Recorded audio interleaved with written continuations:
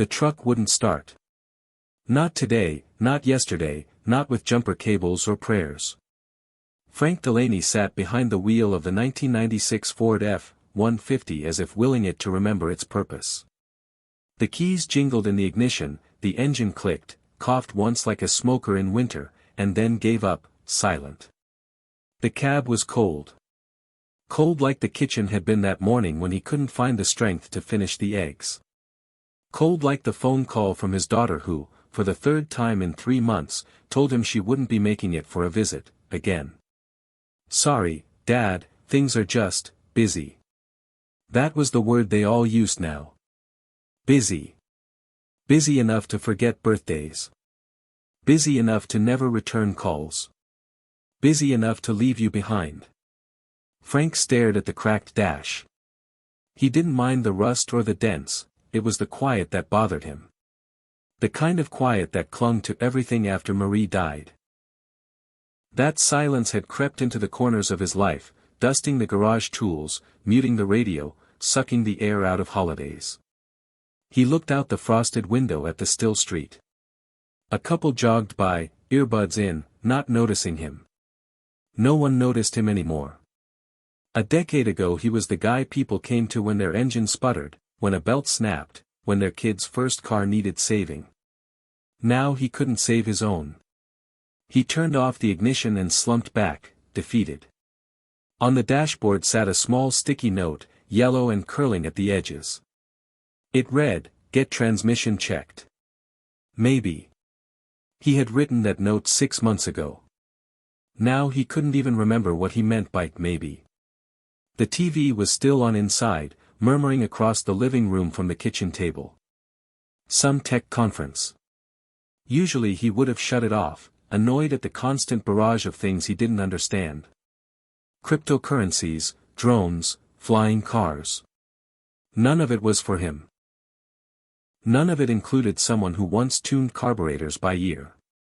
But as he stepped inside, the voice on the screen held him in place. It wasn't the usual marketing fluff. It was sharp. Personal.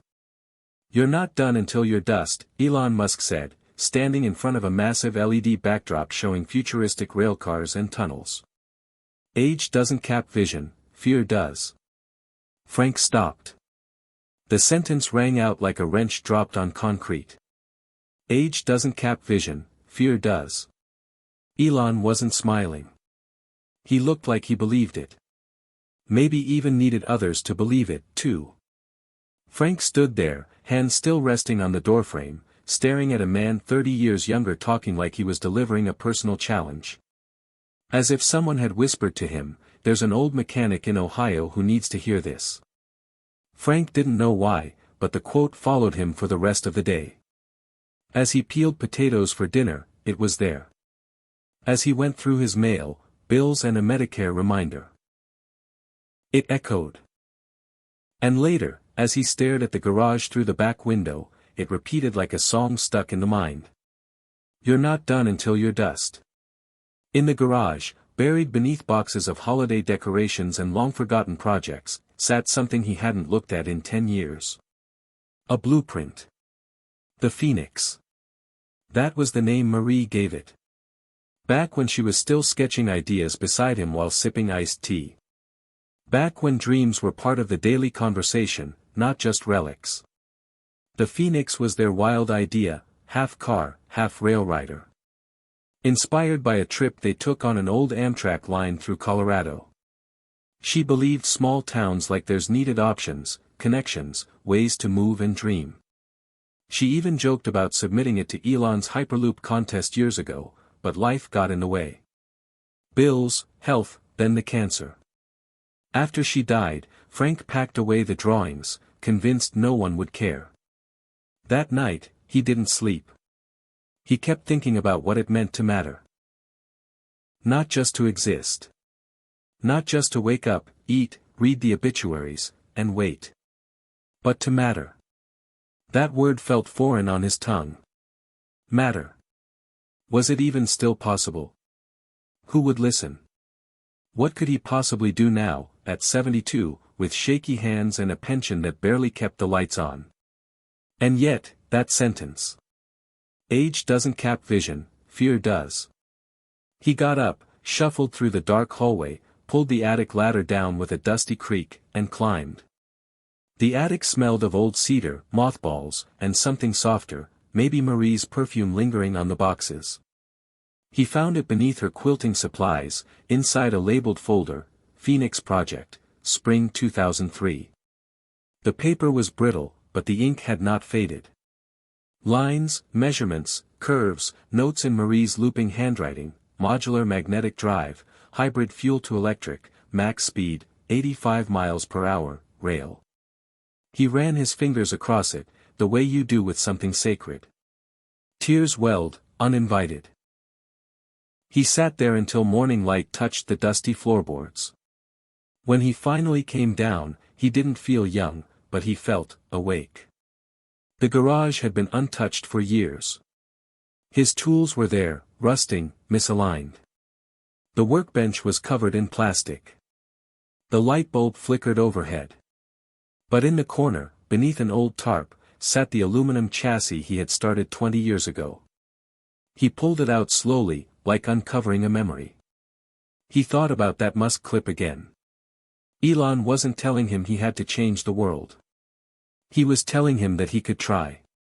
That trying was still allowed.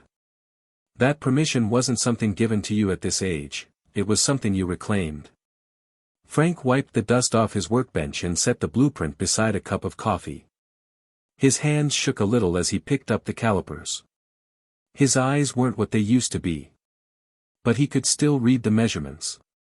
He could still trace the lines. He could still begin.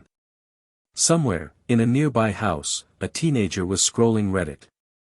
Somewhere, a son who hadn't called in years was about to see a headline. Somewhere, an old town was waiting for someone to remember it existed.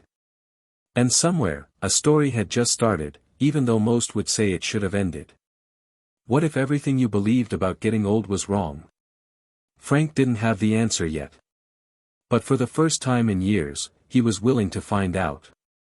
Hit subscribe and leave a comment with where you're watching from. This story might just spark a new beginning. What's one thing that always pushes you forward, even when things get tough? Frank Delaney hadn't always been invisible. There was a time when people drove 3 towns over just to get his opinion on what was making that rattle, that ping, that mysterious clunk only he could diagnose. In those days, his name meant something. Delaney's garage was never an official shop, but the sign Marie painted on an old oak plank and nailed above the garage door gave it soul. She had dotted the I in Delaney with a little flame, and it became their inside joke, because Frank always said combustion was the heart of everything that moved. He had grease under his fingernails for 40 years. First as a young buck helping his uncle in Detroit, then as a service tech for a Ford dealership, and later, his favorite time, those long afternoons in his own garage, when he and Marie would sketch ideas between oil changes. It wasn't glamorous, but it was theirs. Evenings smelled like steel and coffee, their transistor radio crackling with oldies while they leaned over a hood or a notebook. Marie was the one who had the vision. He had the hands, the know-how, the instincts. But she was the one who saw beyond carburetors and exhaust valves.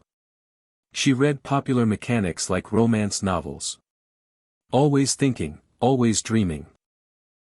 When hybrid cars were first hitting the market, she said, "Why don't we build one for rails? Think of all the unused track around here." Frank laughed, at first.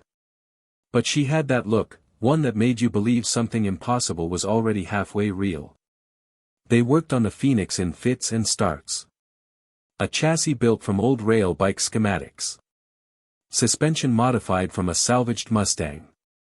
A propulsion concept he barely understood but Marie insisted could work with a magnetic assist and regenerative braking. They didn't have the money or the software or the backing. But they had heart. And for a little while, heart was enough. Then came the cancer. At first it was a lump she didn't want to talk about. Then a surgery. Then 2. Then appointments that got closer together and harder to come back from. She fought. She always fought. But the shop got quiet. The sketches stopped. The Phoenix was covered in a tarp and forgotten like everything else. After she died, Frank stopped working on anything but the house. He kept it clean, paid the bills, watched the news. Mechanical work became distant, like a language he no longer spoke. The guys at the hardware store used to call him Doc Torque.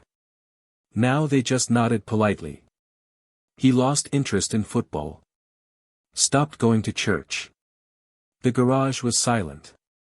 His world shrank to the kitchen, the TV, and a 5-block walking loop around his house.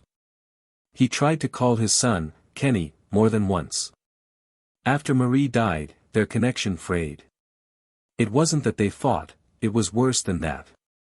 They just stopped trying.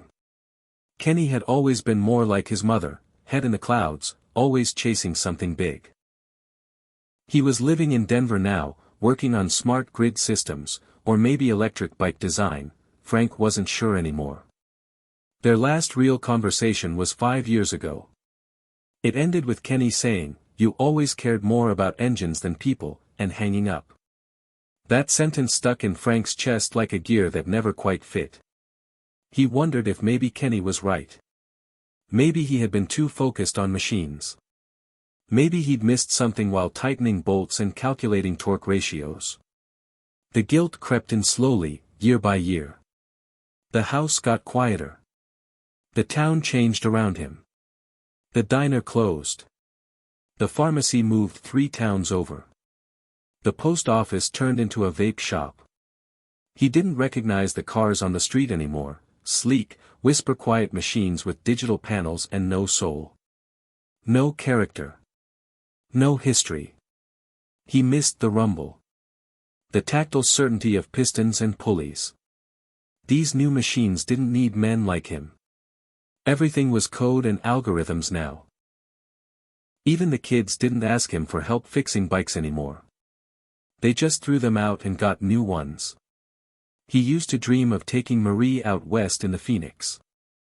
Riding across old tracks, just the two of them, watching the prairie roll by.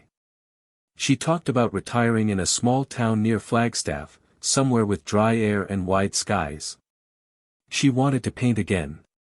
Maybe teach. He said he'd build her a studio with high windows and northern light.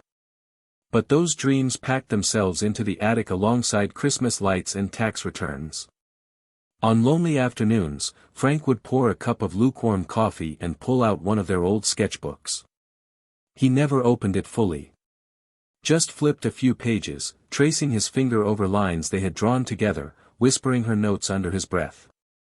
Then he'd close it and tell himself it was all too late now. One memory stuck with him more than the rest. It was a summer evening, 2003. The garage door was open, the crickets singing backup to a crackling Roy Orbison song on the radio. Marie was holding up the blueprint with both hands, grinning like a kid who just built her first treehouse. "You see it, don't you, Frank?" she said. "Not just the machine. The freedom." He remembered wiping sweat from his brow, looking up from the engine mount he was testing. "Yeah," he said. "I see it." She leaned over and kissed his forehead. "Someday, someone's going to build it. Might as well be us." He smiled, not because he believed it fully, but because she did, and that was always enough. That was the last night they worked on it together. Sometimes, he thought maybe that was the best version of himself that had ever existed, standing beside her in the garage, covered in grease and light. After she passed, the tools went into drawers. The radio was unplugged. The blueprint was sealed away. People stopped calling him Doc Torque. He became just Frank. And then, sometimes, not even that. Just the old guy on the porch. The guy whose truck was too busted to fix. The guy who didn't answer when you waved because he wasn't sure if it was for him. Until yesterday. Until that moment when Elon Musk, on some stage 1,000 miles away, looked straight into a camera and said words that landed like jumper cables to the soul. "You're not done until you're dust. Age doesn't cap vision, fear does." Frank didn't know why it hit so hard. Maybe it was the way Elon said it, not with fanfare or arrogance, but with this quiet insistence that you either believed in possibility, or you were already finished. It made Frank think of Marie's words. Of how she used to say, everything's impossible until someone too stubborn to quit figures it out. He wasn't sure if he was still stubborn. Or if he had any fire left. But for the first time in years, he wanted to find out. Not for fame. Not for revenge against time. But for the simple, defiant act of saying, I'm still here. And I'm not done. That night, as he lay in bed, the blueprint sat on the nightstand. He kept the lamp on. Just stared at it. His eyes traced every curve, every annotation in Marie's handwriting. Something stirred inside him, not a full roar, not yet. But a whisper. A nudge. A question, what if I tried? Not to change the world. Just to finish the dream. Just to honor the part of himself that used to believe. The next morning, he put on his oldest work shirt. The one with his name patch fraying at the edges. He dusted off the bench grinder, swept the garage floor, and opened the windows. He let the light in. The Phoenix wasn't ready. Neither was he. But they were both still here. And that had to count for something. It started with a whisper of momentum, barely enough to notice, just a hum beneath the noise of the everyday. Frank stood in the center of the garage, blueprint spread across the scarred workbench, hands at his sides. The Phoenix was a skeleton of aluminum bones and forgotten dreams, half covered in a decade's dust and doubt. A single overhead light buzzed softly, casting a cone of warmth on the paper. He hadn't slept well. Too many thoughts. Too many what-ifs. But there he was, at 8 a.m., in his garage, like it was 1999 again. Only now the joints cracked louder, the eyes strained harder, and the silence of the house pressed in thicker. He began small. Not bold, not brave, just curious. He found the old file box with Marie's rail system clippings and began sorting them on the floor like puzzle pieces. He wiped off the chassis rails and measured them again. They were warped, slightly. Time had done its work. So had the cold. He made a list on a yellow pad. Alignment tools, a 1/4-inch bolts, wiring, magnetic coupler design, rethink. Then he stopped and stared at that last note. Rethink? As if that word hadn't ruled his life for the past decade. Rethinking everything, rewinding decisions, choking on second-guessing. He scribbled it out and wrote build. The first real problem came when he tried to source parts. Online shops had changed. He was no good with filters and drop-down menus. Prices seemed insane. Even a basic voltage regulator was triple what he remembered. He stared at a website for 20 minutes before closing it. He hadn't even ordered a burger on an app before. Now he was trying to rebuild a hybrid rail vehicle in his garage. Who was he kidding? He almost put everything back in the box. Almost. But something stopped him. A voice in his head, dry and mechanical, Elon's voice. You're not done until you're dust. It came back like a line from a war movie, set in slow motion just before the hero crawls out of the crater. He reopened the browser. The inner war had begun. Doubt versus defiance. Fear versus force. He spent the afternoon in that push and pull. Every screw tightened came with a whisper, what's the point? Every wire clipped summoned another, you'll never finish. Even his reflection in the garage window seemed to smirk, you're too old for this, Frank. Around 3 o'clock, he decided to take a break and walk to the corner store for coffee. His percolator had long since died and he hadn't bothered to replace it. The walk was only a few blocks, but it felt longer now. The sidewalk seemed harder. Each step echoed in the bones. A kid zoomed past him on a scooter, earbuds in, oblivious. A woman across the street pulled her child closer when they passed, like he might lose balance and fall into them. People saw an old man walking. Not Frank Delaney, not the man rebuilding the future in his garage. Just another white-haired figure shuffling through the afternoon. At the store, he grabbed a cup of black coffee and a small pack of chocolate donuts, the kind Marie used to sneak into his lunchbox. As he waited in line, he overheard two younger guys talking near the checkout. One of them held up his phone, grinning. "You see this? Musk's talking about underground delivery now. Tunnels freakin' mole people." The other laughed. "Man's on another planet, literally. I swear, he doesn't even think like us." Frank's ears perked. He stepped forward a little. "That's kind of the point," he said, voice soft but steady. The two guys turned. "Excuse me?" "Elon Musk," Frank said. "He doesn't think like everyone else. That's why he builds things nobody else does." They looked at him like he'd just spoken Mandarin. One of them half smiled. "Sure, Grandpa. I guess." Frank paid for his coffee in silence. As he walked home, the bitterness of their tone stung more than the cold. Not the words, but the dismissal. As if his voice no longer carried weight. As if wisdom was just clutter. At home, he sat in the garage and stared at the chassis. It looked more incomplete now. The coffee turned cold in his hand.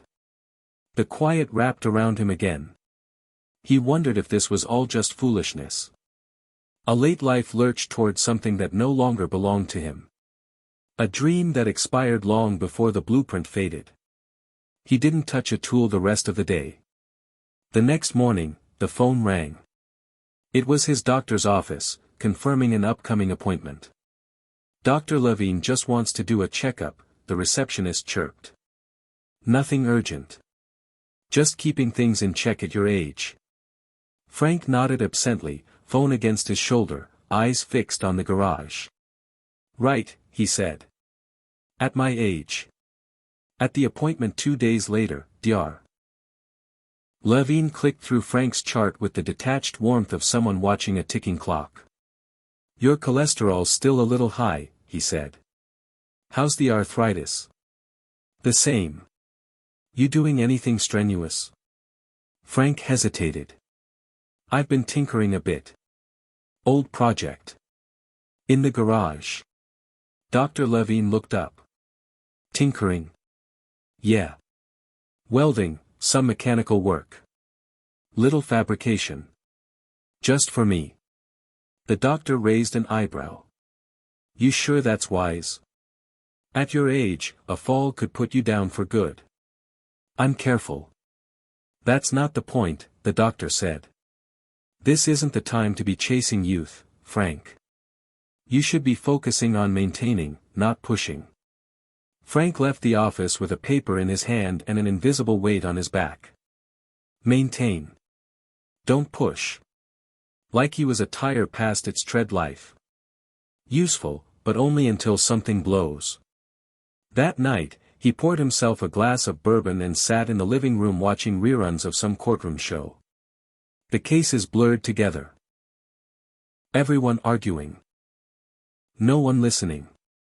He turned it off and pulled out his phone. He searched Elon Musk ageism and found a clip from a podcast interview. In it, Elon leaned forward in his seat, tone measured but sharp.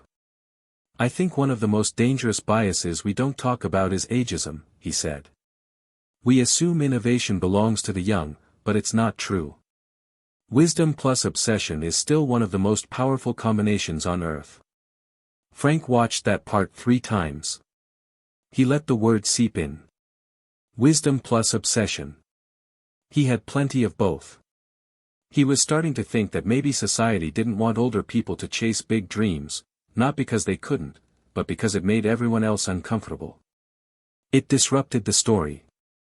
The story that said, you retire, you fade, you watch from the sidelines. Anything else was selfish. Or worse, embarrassing. But Elon wasn't embarrassed. Elon was building cities on Mars while people told him he was crazy. Maybe Frank didn't need to build a spaceship. Maybe he just needed to finish what he started. For Marie. For himself. For the blueprint gathering dust and the part of him that still felt fire in his hands. The next morning, he got back to work. Not with a roar, not with music blaring or sparks flying, just a slow, deliberate motion. He aligned the chassis rails. Replaced the coupler bracket. Marked off 3 new parts to source. At one point, his hand cramped and he had to sit. But he smiled through it. He wasn't done. Not yet. Later that week, something surprising happened. A knock at the garage door. A teenager, 15, maybe, skinny, curious eyes, backpack slung low. "Hey," the kid said. "Sorry to bother you. My name's Milo. I live 2 houses over. I saw you working in here. That thing's cool." "What is it?" Frank paused. "It's a prototype. Rail and road hybrid. Long time ago project. Are you building it now?" Frank nodded. Milo stepped inside a little. "That's awesome. I'm into engineering. I've got a 3D printer and I mess with drone stuff. Never seen anything like this, though." Frank hesitated, then asked, "You want to learn what it is?" The kid lit up. Yeah, I'd love that." And just like that, Frank's world cracked open. A sliver of light. A hand reaching in. The beginning of something bigger than himself. A whisper against the silence. The inner war wasn't over. But Frank had found his first ally. And a reason to keep fighting. The next morning began without ceremony. No sunrise epiphanies. No triumphant background music. Just the creak of old joints, the hiss of the coffee maker, and Frank Delaney standing in front of the garage with a cup in hand, watching the dust float through the air like particles of possibility. Milo arrived around 10. The kid was carrying a notebook and an energy drink, his eyes already scanning the Phoenix like it was an alien spacecraft parked in his neighbor's garage. "Morning, Mr. Delaney," he said, setting down his stuff. "I brought my sketchbook. Wanted to try mapping out the coupler assembly, if that's cool." "You can call me Frank," he said with a small grin. And yeah, that's cool. It felt good to say that. To have someone ask to be part of something. To have a reason to speak aloud besides reading his own grocery list. Milo moved quickly, like his brain was 5 steps ahead of his body. He asked questions. About the chassis, about the old sketches, about the magnetic rail design Marie had theorized 20 years ago. Frank tried to answer them all, some confidently, others with a shrug and a laugh. That was more her thing, he'd say, nodding to the line work Marie left behind. She had the brains. "I just built stuff." "Well," Milo said, sketching furiously, "you built this. That counts for a lot." That afternoon, for the first time in a decade, Frank opened the long-abandoned side cabinet in the garage. It was where he had stored Marie's files, the early experiment logs, even a VHS tape of her talking through the Phoenix concept at a local science fair. He dusted them off and handed them to Milo. "Might as well understand where it came from," he said. Milo handled them like holy relics. "She was really into this, huh?" "Yeah," Frank said quietly. "She was the reason it ever got started." As the days passed, the routine built itself. Mornings in the garage. Sandwiches at noon. Slow but steady progress. The Phoenix chassis began to look like a vehicle again. Wires were cleaned, schematics updated. Milo offered ideas, some wild and too ambitious, others oddly genius. "We could use neodymium magnets instead of the old iron ones," he said one afternoon. "Way more power in a smaller footprint." Frank raised an eyebrow. "You know where to get those?" "Amazon." "Of course." By the end of the week, something changed in Frank. It wasn't physical, though the walking, bending, and working did loosen his stiff frame a little. No, the change was internal. He caught himself humming in the mornings. He took his time making coffee. He even opened the curtains in the living room, letting the sunlight warm the dust on the old photo frames. He hadn't noticed how many of them showed Marie with a pencil in her hand, a look of purpose in her eyes. On Saturday morning, Milo showed up with a tablet in his hand. "I made something," he said. "Don't freak out." Frank squinted at the screen.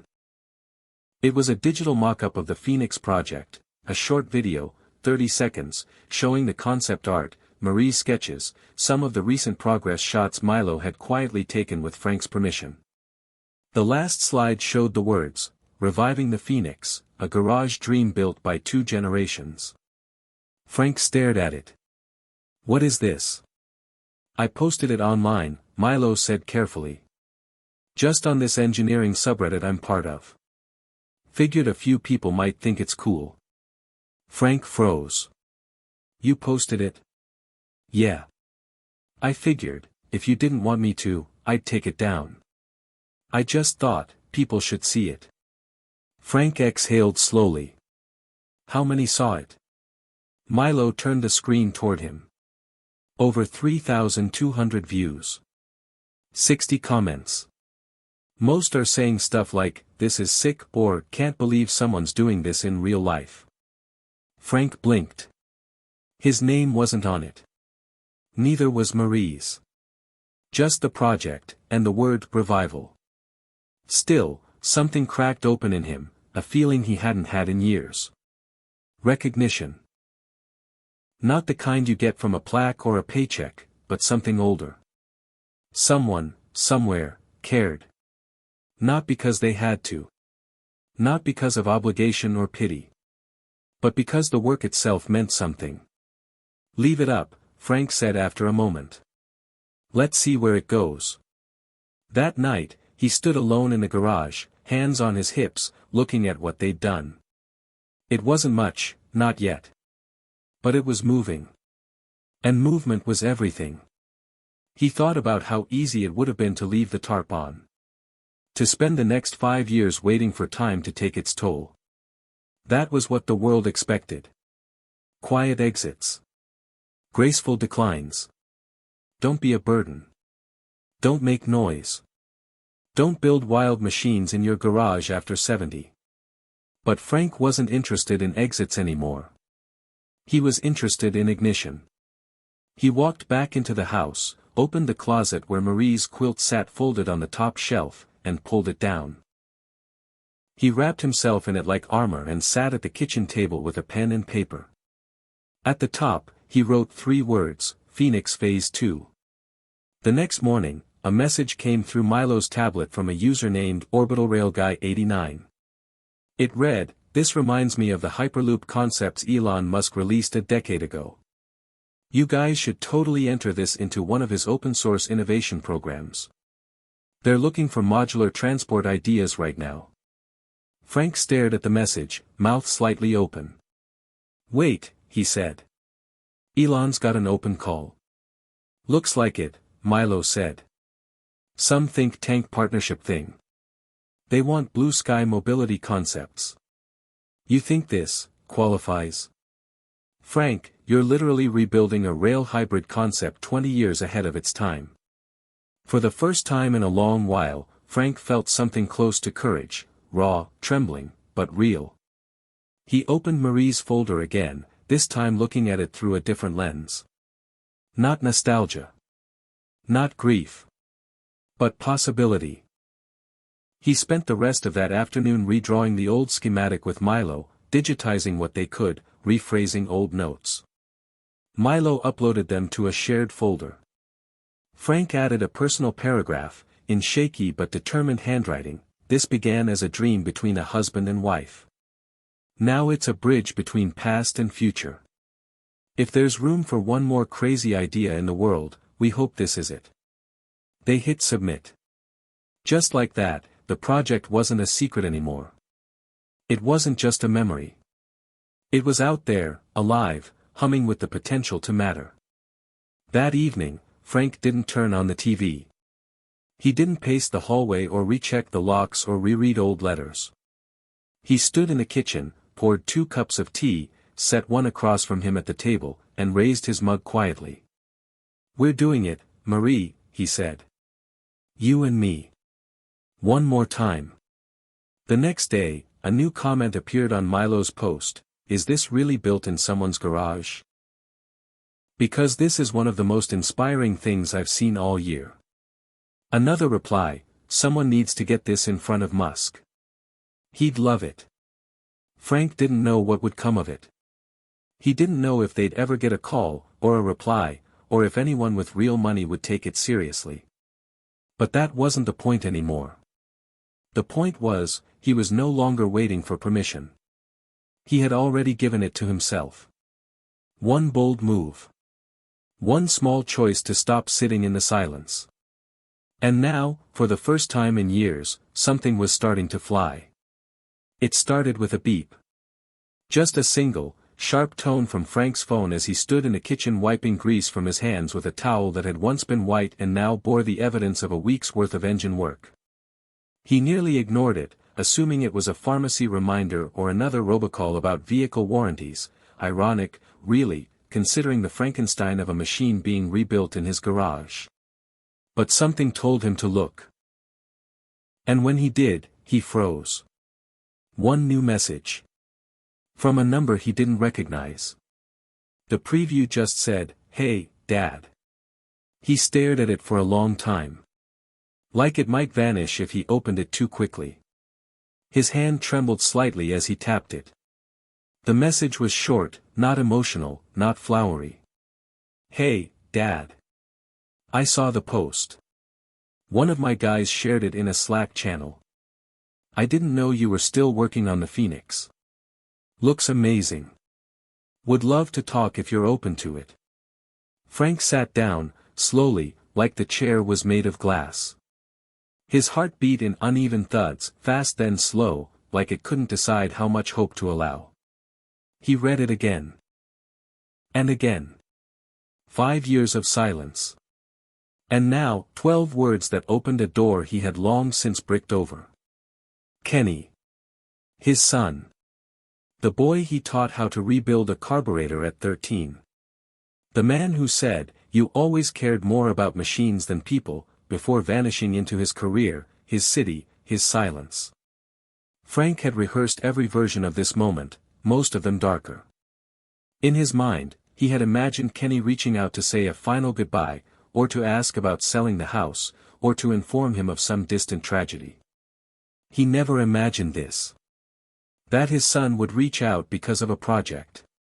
Because of something they had built. Not him and Kenny, him and Marie. But still, it mattered. He didn't reply right away. He needed to breathe first. Needed to walk out to the garage and look at the Phoenix and see if maybe, just maybe, this whole damn thing was real. Milo was already there, soldering a piece of copper tubing with the focus of a surgeon. He looked up when Frank entered. "You okay?" "Got a message," Frank said.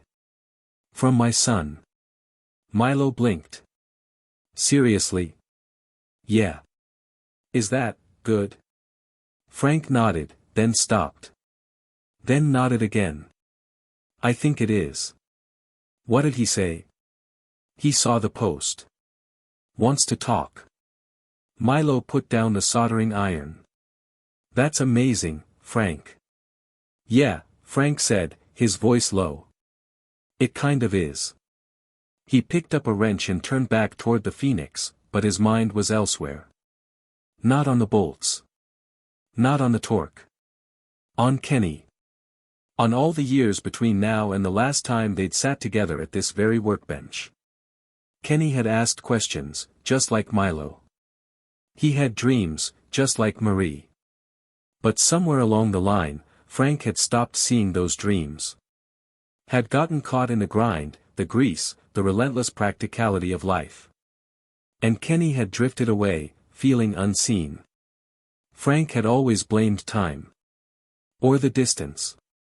Or the way young people seem to live online more than in real life. But maybe it wasn't that. Maybe it was him. Maybe he'd shut the door, just a little, and Kenny had never felt invited back in. Until now. Until this machine, this impossible, unfinished promise started to breathe again.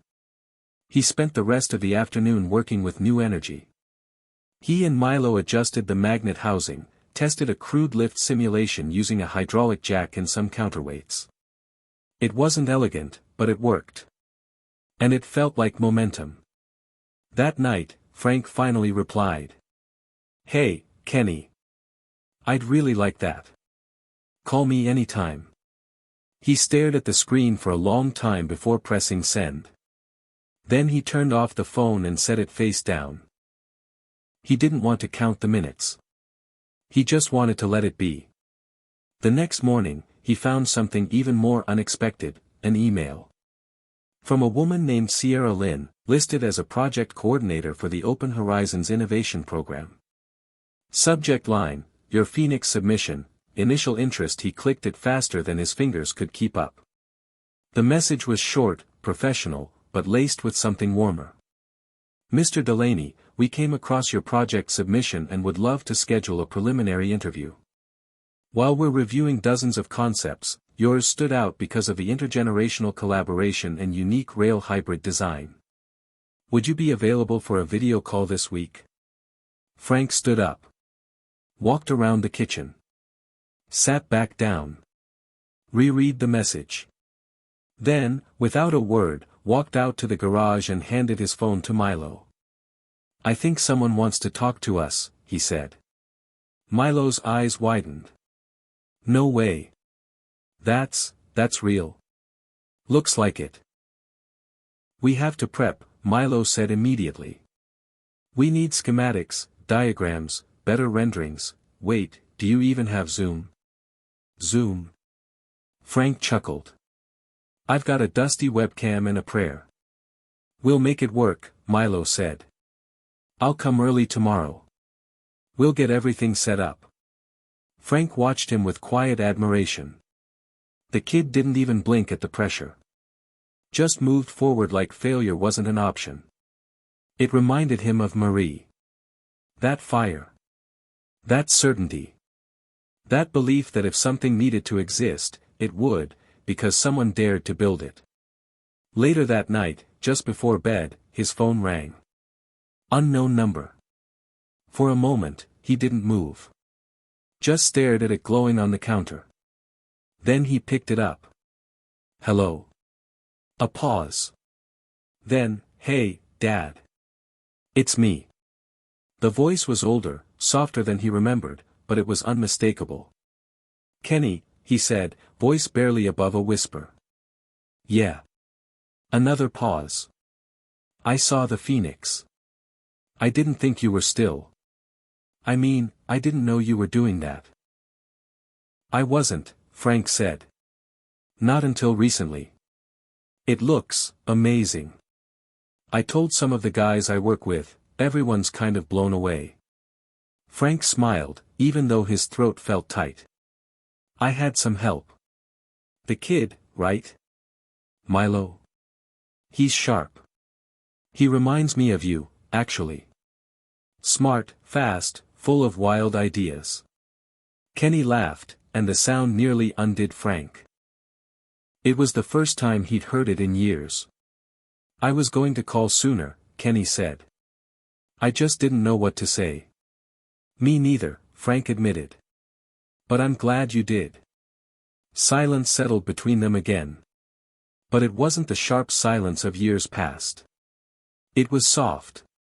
Waiting. Full of possibility. "You remember when Mom called it the Phoenix?" Kenny asked quietly. "I always thought that was poetic. You know. Rising from ashes and all. She always knew how to name things," Frank said. "I think she'd like what we're doing now." "She'd love it," Kenny said. "I think she'd be proud of you, Dad." Frank's chest tightened. It had been so long since anyone said that. So long since he believed it could even be true. Thanks, son. Hey, maybe I could help.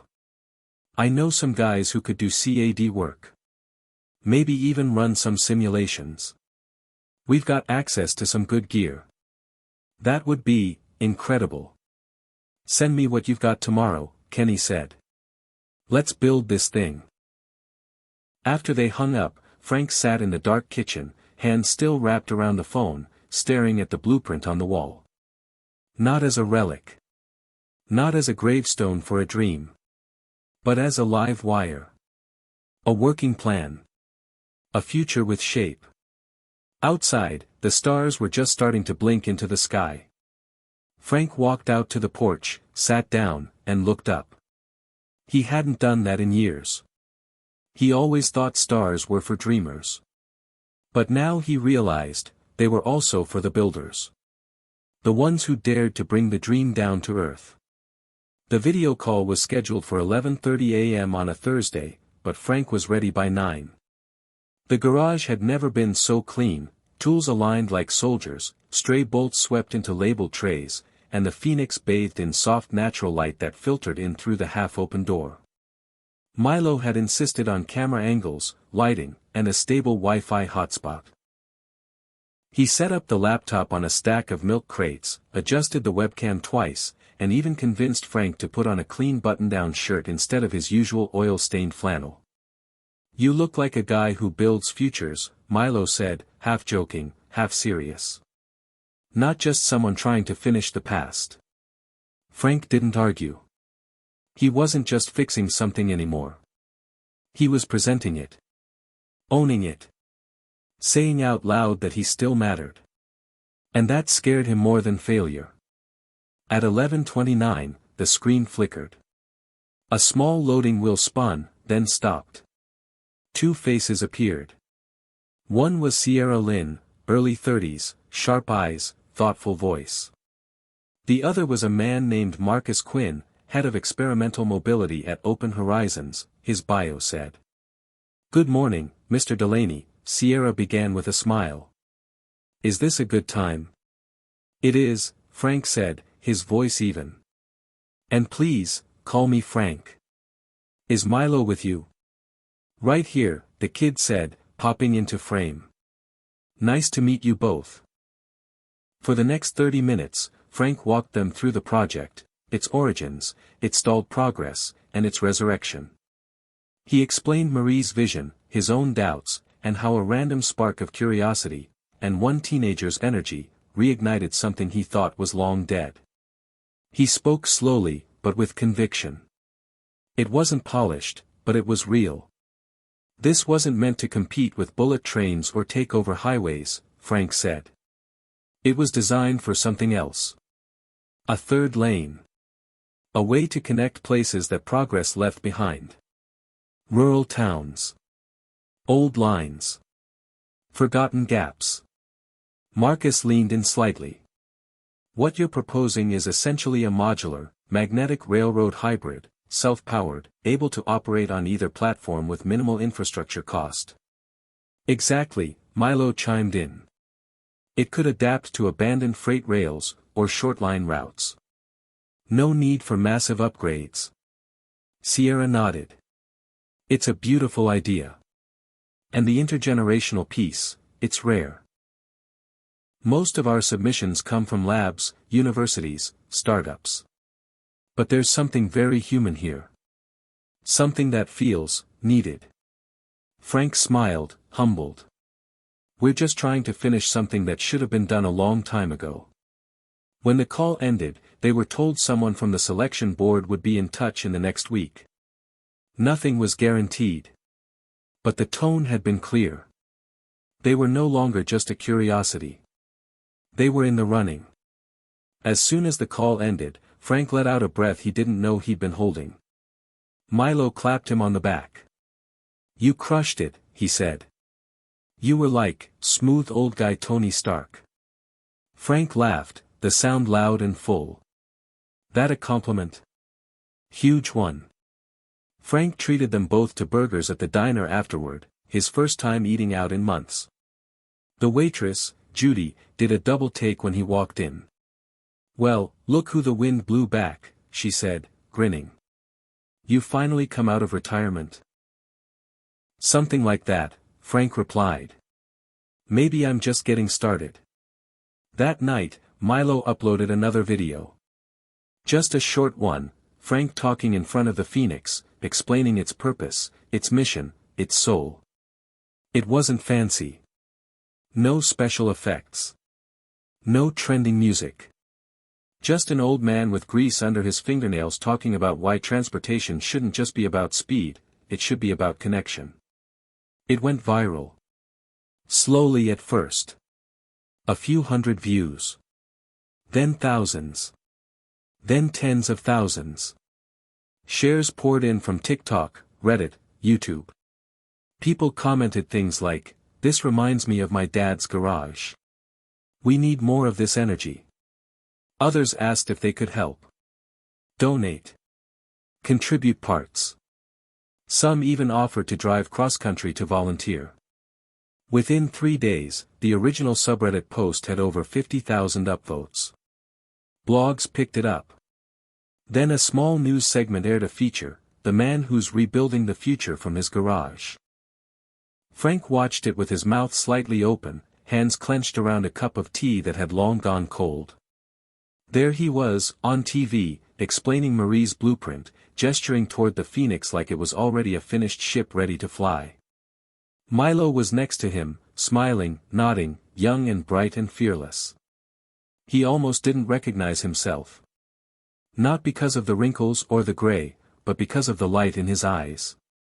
That Friday, his mailbox was full. Handwritten letters. Some from other tinkerers. Others from retired engineers, teachers, even kids. One was from a 70-year-old widow in Iowa who wrote, "I thought my best ideas had died with my husband. Watching your story made me open our old design journal again." Another was from a high school senior in Detroit, "My parents think engineering is a dead end. But your story made me want to start building again. Thank you." Frank read each one. Carefully. Reverently. He kept them in a shoebox labeled "Fuel." Because that's what they were. Every word, a spark. Every sentence, a reminder that this wasn't just a machine, it was a movement. But with the light came pressure. One morning, he found a message waiting from a local university asking if they could come interview him for a feature in their transportation tech journal. "Us?" Frank asked Milo. "We're not even done yet." "That's why they want to talk," Milo said. "Because it's not finished. Because it's still becoming." Another message came from a documentary filmmaker. Then a podcast host. Then someone claiming to be connected to SpaceX's community outreach team. "They said Elon might want to see it," Milo said, eyes wide. "It's not a promise. But it's something." Frank didn't know how to process it. For years, he had eaten his meals in silence. Now people wanted to film him eating lunch in his garage. But it wasn't the attention that moved him, it was the validation. The slow realization that maybe his life wasn't tapering off. Maybe it was coiling up, preparing for a final, explosive act of relevance. The following weekend, Kenny came to visit. Frank stood in the driveway as his son pulled up in a silver electric SUV, stepped out, and offered a nervous smile. "Long time," Kenny said. "Too long," Frank replied. They didn't hug right away. Just stood there, measuring each other like craftsmen appraising old tools. Then Kenny stepped forward and embraced him. It wasn't long, but it was real. Solid.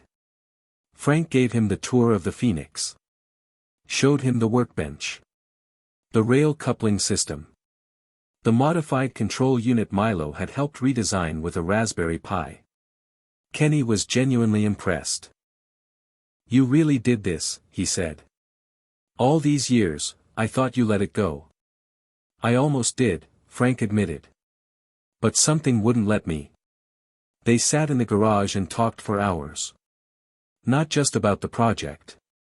About Marie. About the fights. About how they both walked away thinking the other had already shut the door.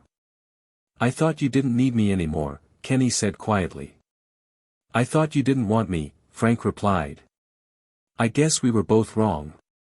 As the sun set behind the trees, painting gold streaks across the Phoenix's metal frame, Frank felt something he hadn't in a very long time: peace. Not comfort. Not laziness.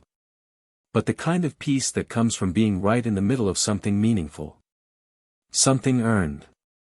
That night, after Kenny had gone and the house was quiet again, Frank stood at the kitchen window, sipping a fresh cup of coffee, and watched a moth beat its wings against the glass. He didn't shoo it away.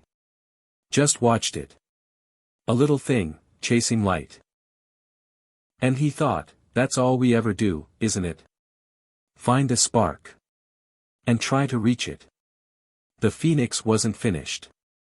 The rails weren't laid. The systems weren't tested. But the engine was running now, not just in the garage, but in Frank's chest. And it wasn't slowing down. It started with a delivery. A box, no bigger than a microwave, with no return address and a white label that read only, "For the Phoenix Project." Frank carried it into the garage like it might be fragile, or explosive, or sacred. Milo had just arrived, coffee in one hand, his ever-present sketchpad in the other. "That it?" he asked, setting his things down. "Looks like it." Frank grabbed a box cutter and sliced the tape. Inside was a heavy, foam-packed cylinder. Wrapped in bubble wrap. A note sat on top. Printed, typed. Clean. "Heard about your project. Thought this might help. Custom-milled titanium coupler housing. Used in next-gen suspension tests. Should fit your specs.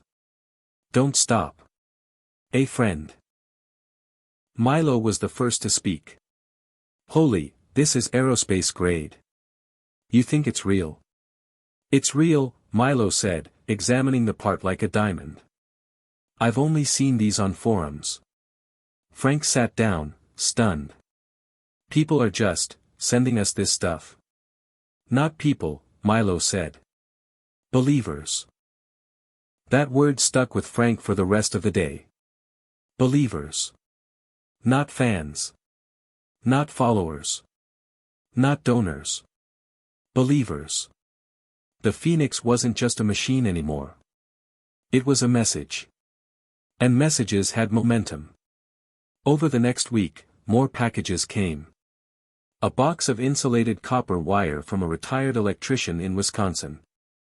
A digital control module from a university robotics club in Oregon. A full rear axle assembly from a custom EV builder in Colorado, shipped freight, with a letter that read, "It belonged to my first prototype. Give it a second life." Frank read each letter twice. Then filed them into the same shoebox he had labeled fuel. The garage began to feel less like a private workshop and more like the war room of a movement. The walls, once covered in dust and memory, were now tacked with blueprints, voltage diagrams, rail maps. Stickers from the contributors. QR codes that led to fan pages. A small whiteboard with a quote Milo had written in black marker. "When something is important enough, you do it even if the odds are not in your favor." Elon Musk. Frank didn't erase it. In fact, he found himself staring at it every morning before starting. The quote didn't make the work easier, but it made it feel necessary. As if what they were doing mattered not because of the attention, but in spite of it. One evening, they received an invitation. Formal. Digital letterhead. From an organization called Future Front, an incubator for breakthrough transportation tech.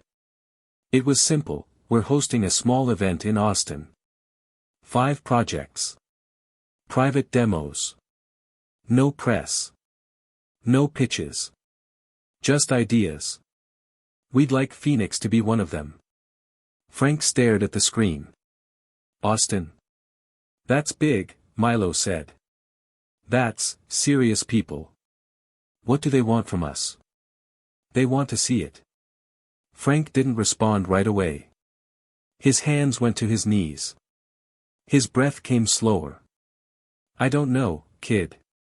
That's not just down the block. That's a stage. Yeah, Milo said carefully. And maybe it's time you stepped onto one. Frank stayed quiet for a long time.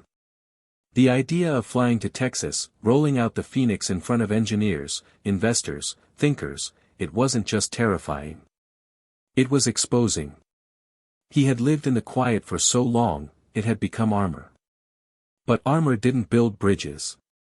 And this was no longer about comfort. We'd need to run a full systems check, he muttered. Recalibrate the lift matrix.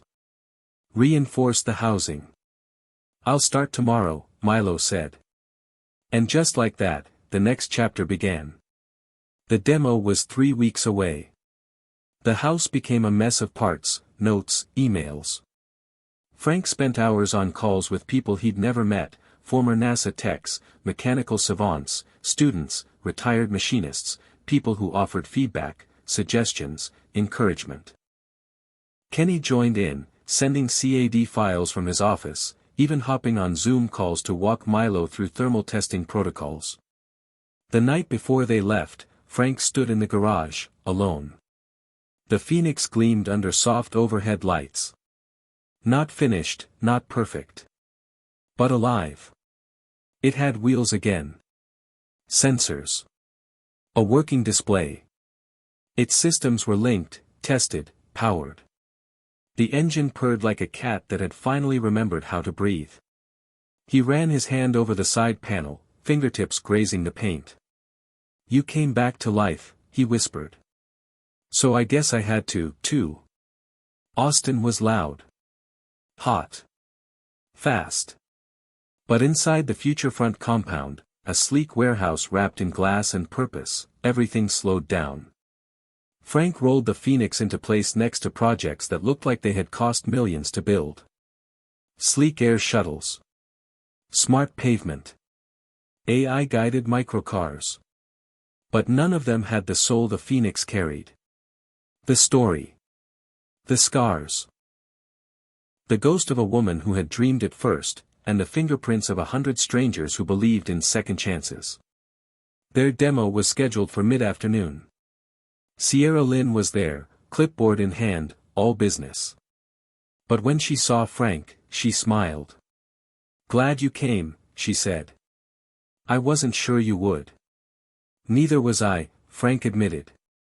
But something told me it was time. People are excited. You've got something here, Frank. We've all got something, he said. I'm just finally learning how to share it. When their time came, Milo handled the tech. Frank handled the heart. He stood next to the Phoenix and told the room what it was, and more importantly, why it was. He talked about towns with broken tracks and no bus lines. About people who had been left behind because progress never looked back.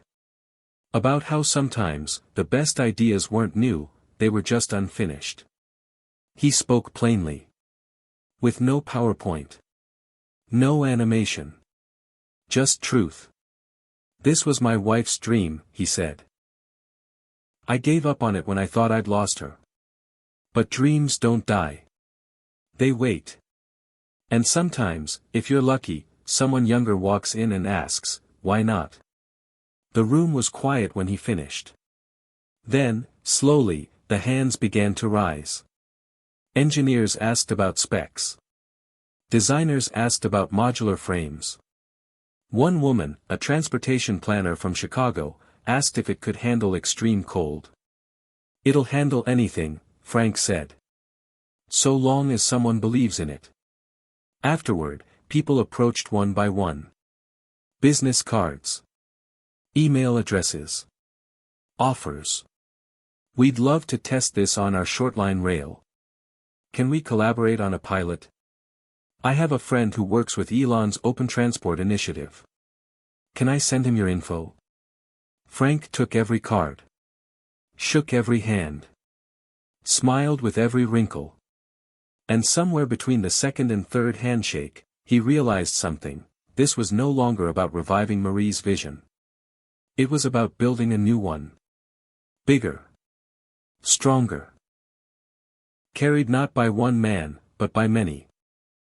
That night, back in his hotel room, Frank sat on the edge of the bed with his phone buzzing beside him. New comments. New messages. One stood out. A name he didn't recognize. But the message said, "We showed Elon your video. He said, that's the kind of thinking I like. Tell him not to stop." Frank put the phone down. Slowly. Carefully. Like it might break if he gripped it too hard. He looked out the window at the Austin skyline, glowing with ambition, pulsing with possibility. And he whispered to no one, "I won't stop. Not now." Frank came home to a garage that didn't feel like his anymore. Not because it had changed, but because everything outside of it had. The lights still buzzed faintly overhead. The tool chest still stuck on the third drawer. The old heater in the corner still rattled when the temperature dropped below 60. But now there were shipping crates labeled with aerospace company logos. A new workbench, shipped by a manufacturer in Michigan, assembled and delivered by two grinning students who had driven all night just to say they had helped the Phoenix fly. There were cables, monitors, 2 Raspberry Pi clusters, and a VR modeling rig Kenny had sent from LA. Frank stood in the doorway, keys in hand, looking at all of it like a man staring at his childhood bedroom after someone turned it into a startup. "Whoa," he finally said. "It's like a real shop now," Milo grinned, looking up from a set of chassis schematics. "You good?" Frank nodded slowly, walking across the floor, hand drifting across the new metal surfaces like he was testing them for temperature. "Yeah. It's just, different. We've got 5 new volunteers. Couple of them are remote. One's a retired aerospace engineer. She wants to Zoom in this week to talk about stabilizers." "Zoom," Frank echoed, almost amused. "When did I become the guy in the middle of a Zoom schedule?" "Since you became a symbol," Milo said. "Not just a builder. A spark." That word again. Spark. It should have felt flattering. Instead, it made Frank feel like a man whose hands were being pried off the wheel of a car he wasn't finished driving. Later that night, Frank sat at the kitchen table with a notebook and a quiet kind of unease he hadn't felt in months. Something had shifted in Austin, something bigger than recognition. Momentum. Growth. Visibility. And for the first time since he'd picked up a wrench that summer, he wasn't sure if he liked it. The Phoenix had been personal. Now it was shared. A project had become a movement. And movements had timelines. Metrics. Expectations. Kenny had called that afternoon with exciting news. An angel investor wanted to contribute. Not buy it. Not own it. Just help fund further development. He's a former mobility exec, Kenny had said. He believes in this. Says the Phoenix could fill a real gap in middle-distance transit. He's ready to wire something now, but he wants you to consider forming a team, maybe even spinning this into an entity. A company, Frank had said, the word like a bitter seed in his mouth. "You mean like a business?" "Doesn't have to be traditional," Kenny replied quickly. "Could be non-profit. Cooperative. But we need a structure. Something to protect the work. And scale it. We can't do this from your garage forever." Frank hadn't answered. He'd just said, "Let me think." And that's what he was doing now, staring at a blank page, trying to draw a line between what he loved and what he feared losing. The next morning, Milo showed up early, caffeinated and glowing. "Got something to show you," he said, tugging Frank toward the monitor setup in the corner. "You're not gonna believe this." On screen was a sleek digital model of the Phoenix, fully rendered in 3D, rotating slowly in space. But this version had enhancements, real ones. Vibration-canceling suspension. Modular power packs. A redesigned access hatch. "Who did this?" Frank asked. "Zoe. The engineer from New Mexico. She stayed up all night watching our old videos and said, quote, I couldn't resist. Frank watched the model spin. It was beautiful. Precise. Modern. A far cry from the Franken vehicle sitting behind him on jacks. It's not my Phoenix anymore, he muttered. No, Milo said gently. It's ours. That's what happens when something matters. And if I don't like the changes? Frank asked. What if it moves too fast? Gets away from me? Then we slow it down, Milo said. But we don't stop. Not now. You gave this thing life. Now you have to trust it to grow. Frank didn't answer. But he didn't argue either. That night, Kenny flew in again, this time with someone. Her name was Janine, and she was exactly the kind of person Frank would have avoided at a party. Tall, fast-talking, tablet in hand, armed with data and vision. You don't have to do anything you don't want to, she said, but if you let me help, I can turn this into a sustainable program. Grants. Partnerships. Infrastructure pilots. This thing could change the way forgotten communities connect. Frank rubbed his hands together slowly. I didn't build this for the world. No, Janine said, not unkindly. But the world's showing up anyway. They talked for hours. About licensing. Modular rail hubs. Possible test tracks in upstate New York. Frank tried to keep up, but it felt like watching a train pull away while he was still on the platform. Why me? He asked quietly. There's smarter people. Younger. Faster. Because you're the one who lit the fire, Janine said. And if the person who started it walks away now, we'll lose the whole spark. That word again. Spark. He was tired of hearing it. Tired of being it. Because sparks were supposed to ignite things, not carry them. But when Janine left, she shook his hand firmly and said, You're not just part of this, Frank. You are this. Later, Frank found himself back in the garage, alone. Just him and the Phoenix. No interns. No engineers. No renderings or whiteboards or pitch decks. Just the thing itself. The bones. The heartbeat. You're not mine anymore, he said, voice rough. But I guess you never really were. He touched the frame. Felt its temperature. Heard the soft tick of cooling metal. If you're gonna fly, I guess I have to let go of the rope. The next morning, he called Kenny. Tell your investor we're in, he said. But on one condition. What's that? I keep the garage. I keep building. This doesn't become a brand.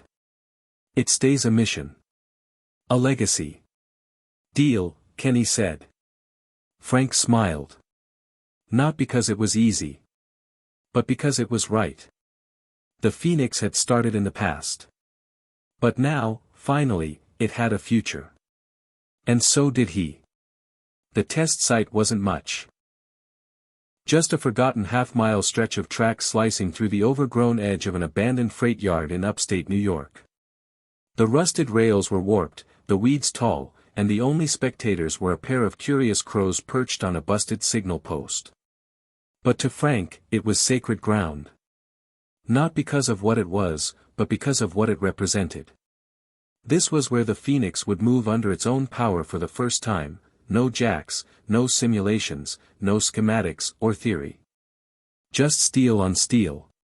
Engine to earth. Motion. He stood at the edge of the track in a borrowed safety vest, the morning fog curling around his boots. The air smelled like dew and oil.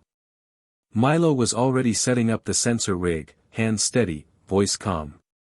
2 student engineers from Cornell were checking alignment parameters. Kenny hovered over the control tablet, pacing like a man who'd forgotten how to breathe. You nervous? He asked. Frank didn't respond at first. Just stared down the rail. It's not nerves, he finally said. It's reverence. For the machine. For the moment. The Phoenix stood 10 yards away, poised like a thoroughbred before the gun. Sleek panels, matte black with a red underbody. Reinforced suspension, new stabilizer matrix, battery core humming just loud enough to feel alive. It didn't look like something built in a garage. It looked like something made to move. "We're green across the board," Milo called out. "Diagnostics clear. Control ready." Kenny glanced at Frank. "You want to do the honors?" Frank stepped forward, his boots crunching over gravel. He reached for the control tablet like it was something ancient, delicate, an artifact, not a device. He held it for a moment. Then touched the screen. "Activate systems, primary test mode." A low tone filled the air. The Phoenix lit up, LED indicators pulsing along the side rails, headlights flickering. The sound of the engine shifting from idle to active was barely audible, but Frank felt it in his chest like a second heartbeat. "Systems online," Milo said. "Primary propulsion engaged." Frank tapped the screen again. "Begin initial forward motion, 5-meter test." The Phoenix jerked slightly, then rolled forward. Slowly. Smoothly. 5 meters down the track, it stopped. The sound that followed was silence. Nobody clapped. Nobody spoke. Frank took off his glasses and wiped his eyes. "It moved," he said. "It actually moved." Milo smiled. "We're just getting started." Over the next 2 hours, the Phoenix performed 4 tests: start/stop, acceleration over 10 meters, gradual turn, and an emergency halt. No hiccups. No failures. A few sensor lags. One unexpected power draw. But overall, success. By mid-afternoon, a small camera crew from a local PBS affiliate had arrived. A science podcast had sent a reporter. 2 more engineers from a regional transit group pulled up in a Prius with clipboards and tape measures. Frank watched them all from the edge of the field, arms folded, expression unreadable. "You okay?" Kenny asked. Frank nodded slowly. "I just keep thinking about your mother." Kenny looked down. "She'd be proud." "She was always 20 years ahead," Frank said. "I was too afraid to catch up. Until now." A short railcar pulled up near the test yard's gate, a boxy, refurbished commuter car that belonged to a city pilot program. Out stepped a woman in a navy blue jumpsuit and a ball cap that read "Next Rail." She introduced herself as Ava Jordan, Head of Infrastructure Innovation. "Been following you guys for weeks," she said. "Heard about today through the grapevine." "Didn't realize we had a grapevine," Frank said. "You do now," she smiled. "And I'm here to ask a question." "What's that?" "How soon can you get this thing running a half-mile loop?" Frank blinked. "You want a full test circuit?" "We're working on reconnecting rural hubs with high-efficiency microtransit," she said. "Nothing's worked. Too big. Too expensive. But this, what you've built, this could be the bridge." "Literally." Kenny stepped in. "We could be ready in a few weeks. Maybe less." Ava looked at Frank. "You in?" He looked at her, then at the Phoenix. "It's always been in me," he said. "I just needed the rest of the world to catch up." That night, the crew celebrated with pizza and sodas back at a small rental house they'd taken near the yard. Frank sat at the kitchen table while Milo showed off drone footage of the test run on a laptop screen. The footage was beautiful, sunlight gleaming off the Phoenix's frame, trees blurring in the background as it glided over the track. "You seeing this?" Milo said. "This is it. This is the reel that's gonna get picked up everywhere." Frank nodded. "You think they'll care?" "They already care. You saw the engineers today. You heard Ava. And the subreddit's exploding again, comments like, 'We've been waiting for something like this.' Kenny sat down across from them. We've got 3 universities interested in collaborative trials. A firm in Denmark wants to license the design for their modular city rail. People are lining up. Frank leaned back in his chair. It's moving fast. That's what happens when people see hope in something, Kenny said. They run toward it. Frank didn't reply. He just looked at the footage again. The Phoenix, in motion. Not theory. Not dreams. Reality. It was beautiful. And terrifying. Because now it wasn't just if it would work, it was what happened after it did. 2 days later, Frank got an email. No subject line. Just a link. He clicked it. A video. Elon Musk, in a clip taken during an informal tech summit. Someone off-screen had asked, "What do you think of the Phoenix project?" Elon paused, then answered, "That's what I'm talking about. Real engineering. Real people solving real-world problems in overlooked places. It's not about being flashy.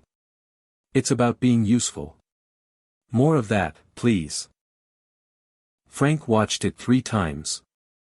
Then closed the laptop. It wasn't just a compliment. It was a challenge. Don't stop now.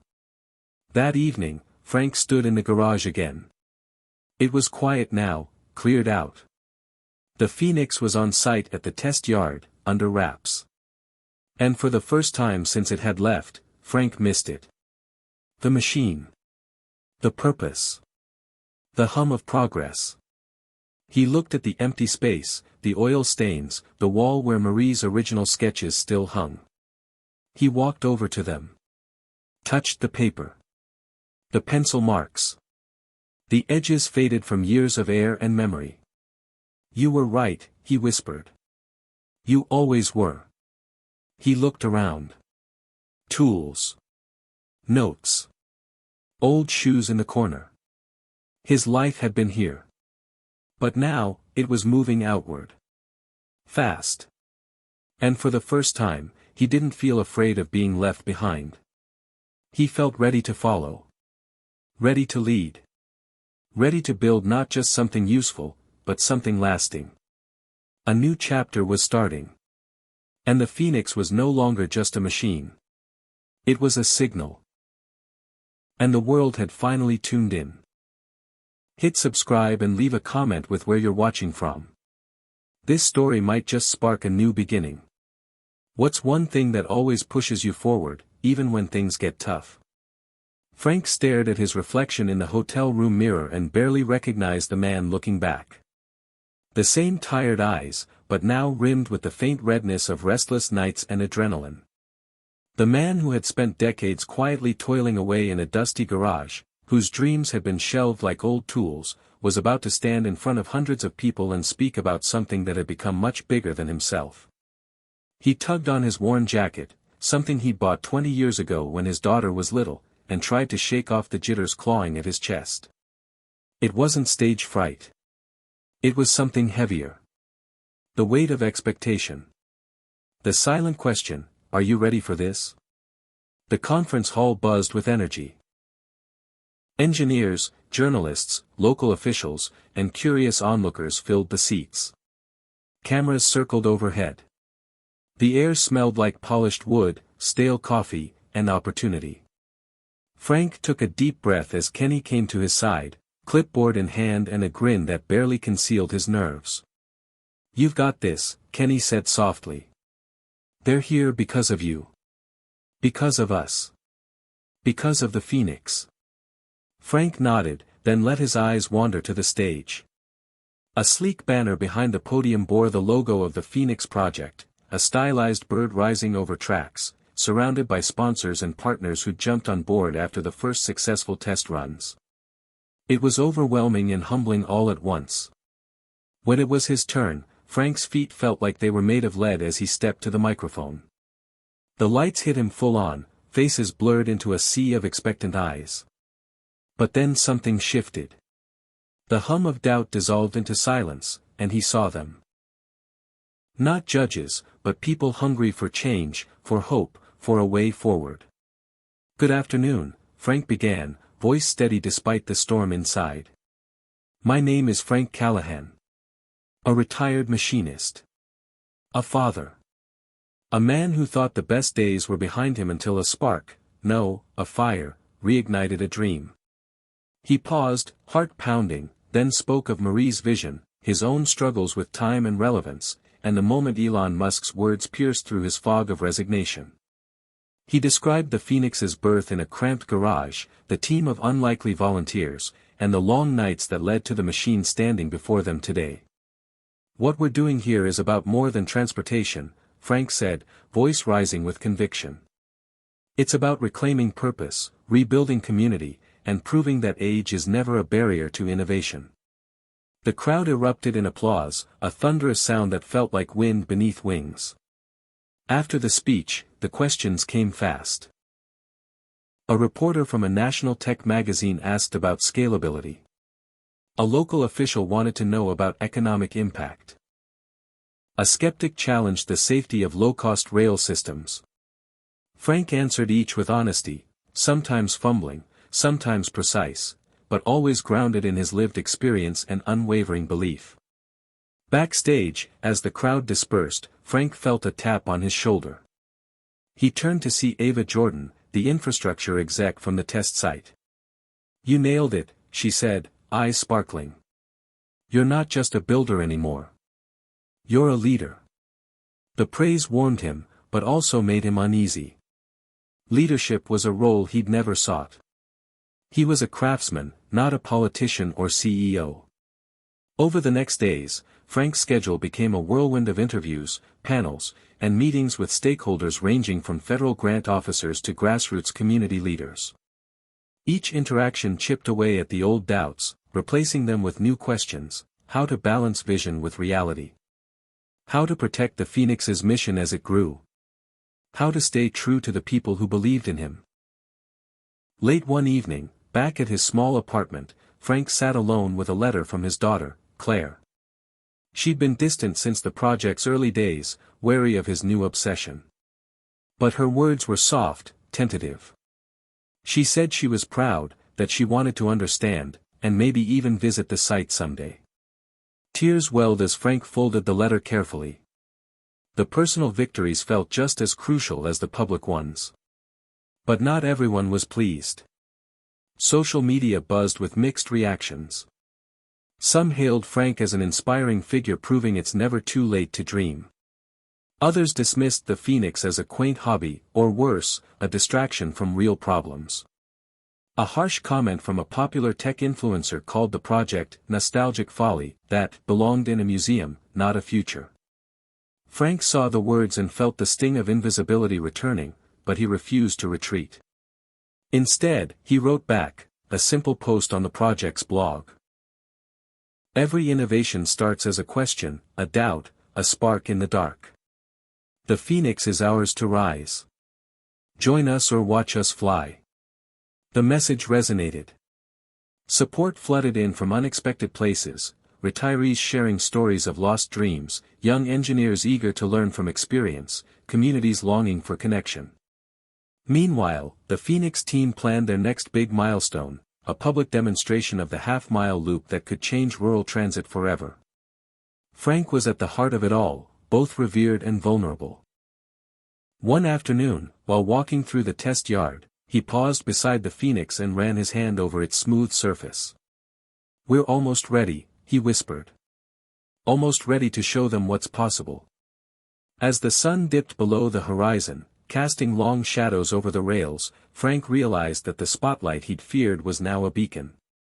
Not just for him, but for everyone who had ever felt too old to matter, too worn to build, too forgotten to lead.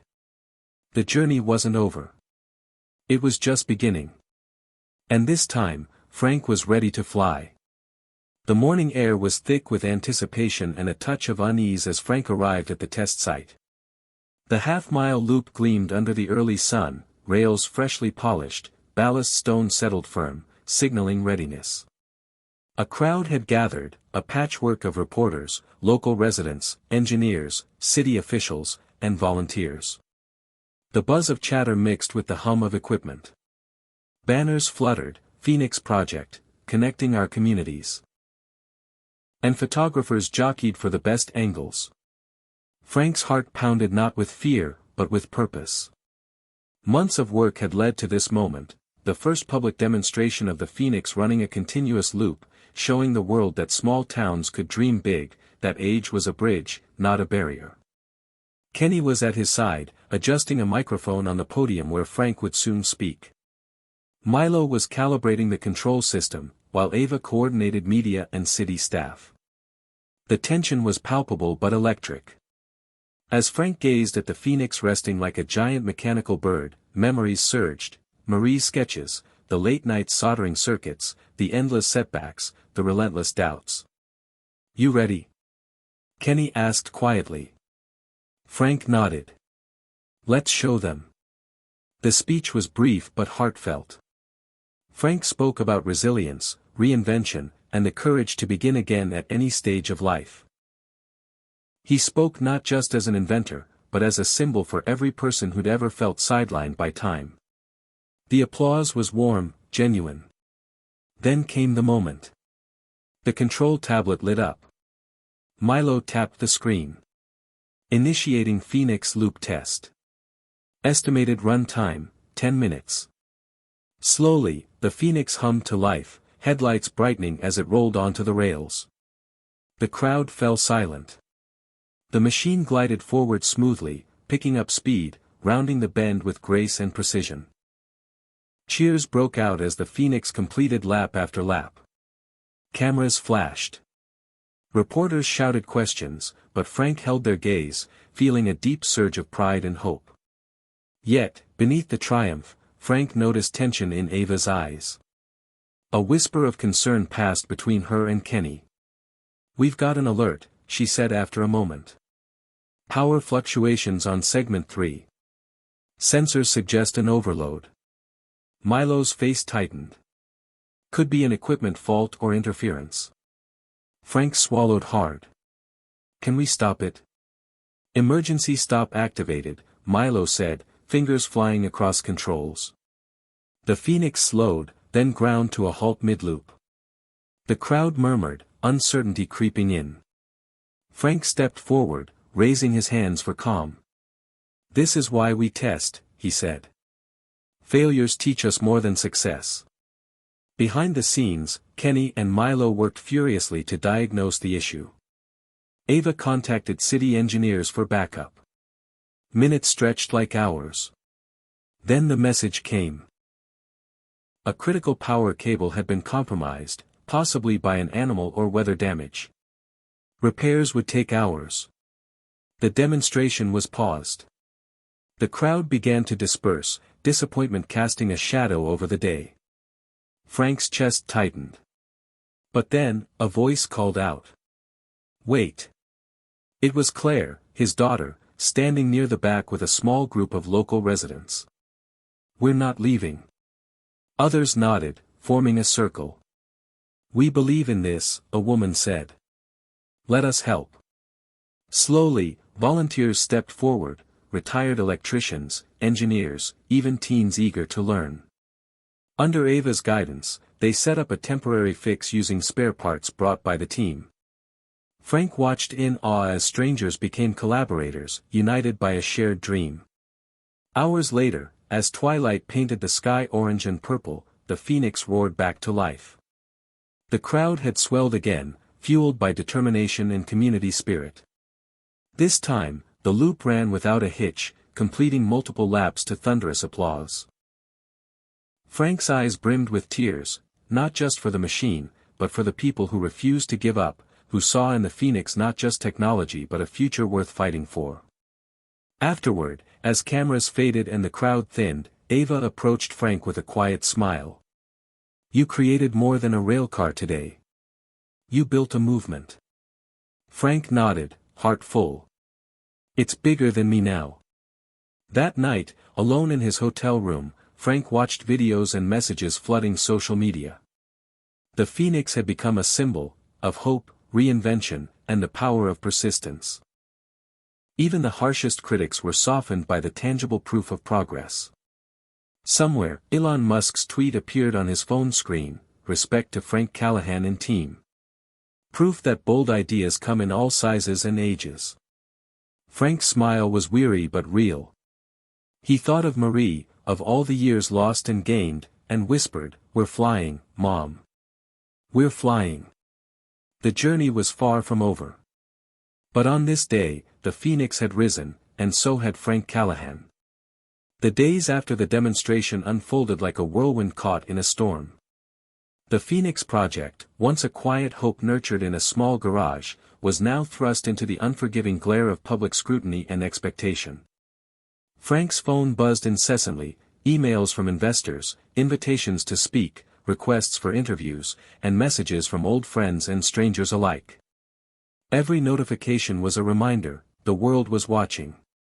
But with the spotlight came shadows. Some called the project visionary, others, a risky gamble. Pressure mounted from city officials eager to fast-track expansion before the system had fully proven itself. The Phoenix was a beacon, but beacons can burn bright enough to blind. One afternoon, Frank sat in a conference room overlooking the city's skyline. Around the polished table were executives and engineers, all poised to discuss plans to scale the half-mile loop into a full network connecting neighboring towns. Ava was there, calm and decisive, but Frank noticed the tight line of her jaw. The weight of responsibility was clear even in her quiet presence. "We've got momentum," Ava said. "The question is, how do we harness it without losing control?" An executive from a regional transit authority leaned forward. "The technology's promising, but we need guarantees, safety certifications, funding, community buy-in. The clock is ticking." Frank listened, heart pounding. He'd dreamed of this moment, but the reality was more daunting than he imagined. "What about the people this affects?" he asked softly. "The townsfolk, the retirees, the students?" Ava nodded. "That's why we need careful rollout. Pilot programs, transparent communication." The room fell silent.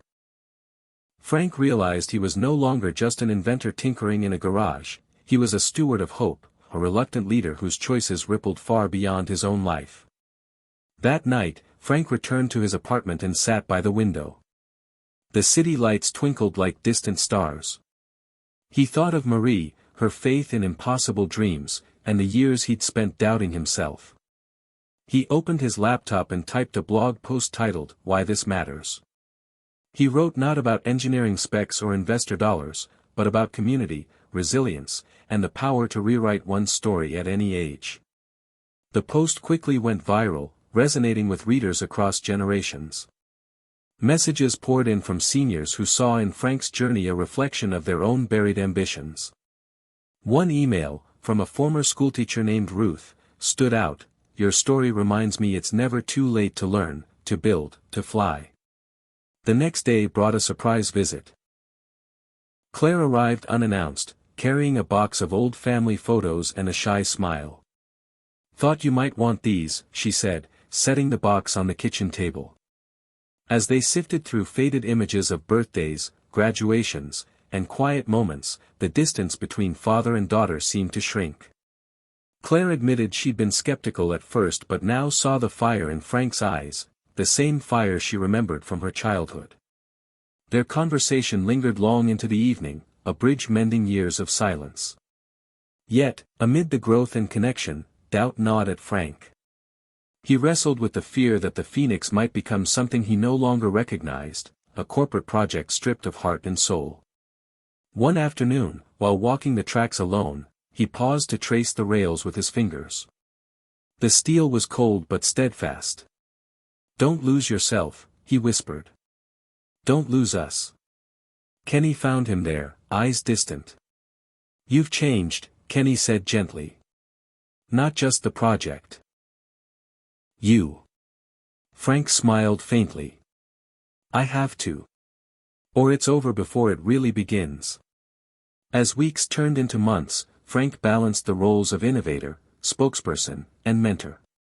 He held workshops for local youth, inviting them to learn about engineering and leadership.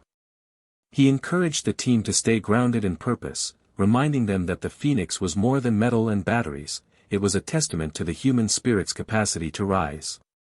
One evening, a call came from a small town mayor 50 miles away, eager to join the network.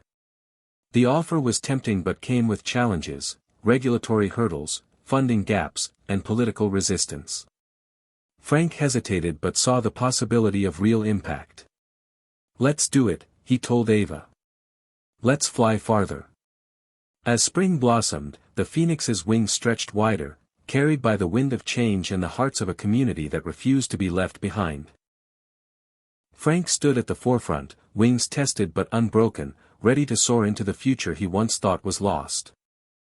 The morning Frank dreaded arrived like a cold wind slipping through a cracked window.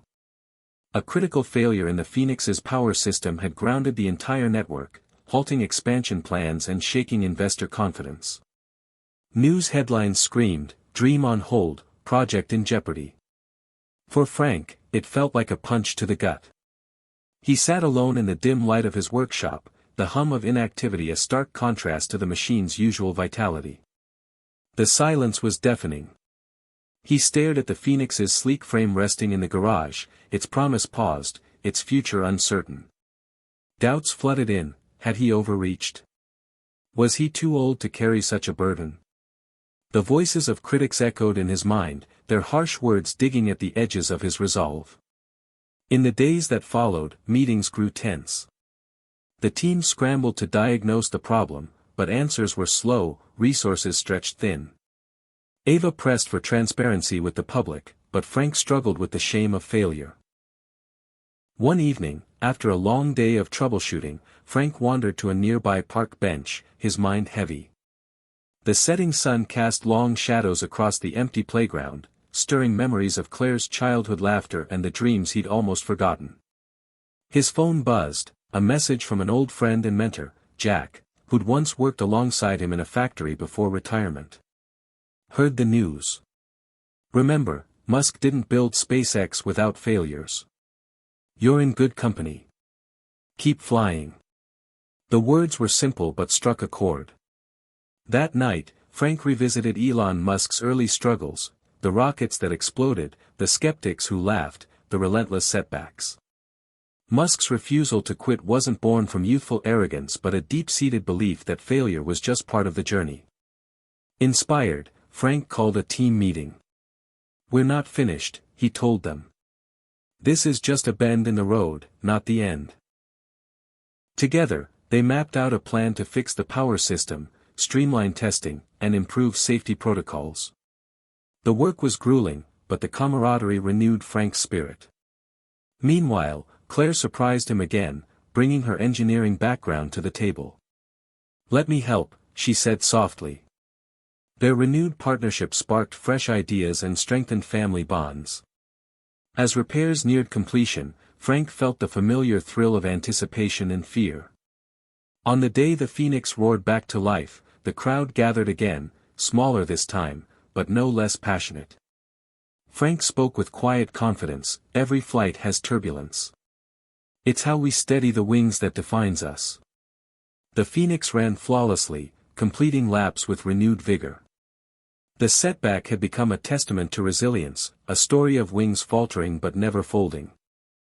That evening, Frank penned a new blog post titled, "Failure is Flight's Shadow." He wrote, "If you fear failure, you fear progress. But if you embrace it, you learn to soar higher." The message echoed far beyond the rails, inspiring many who had faced their own struggles. The Phoenix was not just a machine, it was a mirror reflecting the strength found in vulnerability and perseverance. And as Frank looked toward the horizon, he knew the journey, like life itself, was less about the destination and more about the courage to keep moving forward, even when the wings faltered. The morning sun filtered through the stained glass of the community center, casting kaleidoscopes of color onto worn wooden benches. Frank stood at the front of the room, facing a group of local residents gathered for a town hall meeting. The faces were familiar, some curious, some skeptical, others hopeful. The room smelled of fresh coffee, old books, and the faint trace of dust from years of quiet use. This was where the Phoenix had to prove it belonged, not just as a machine, but as a symbol of community and possibility. Frank cleared his throat, feeling the weight of generations who had lived and worked in these small towns, many of whom had seen better days but refused to be forgotten. "I know change can be frightening," he began, voice steady but warm. "Especially when it feels like it's rushing faster than we can keep up. But this project isn't about replacing what we have. It's about honoring our roots while giving us wings to reach new horizons." The room was silent, a few nods breaking the quiet. Frank spoke of the long afternoons spent talking with elders like Ruth, who'd shared stories of childhood spent on dusty roads, of neighbors who once gathered by rail stations that had since fallen silent.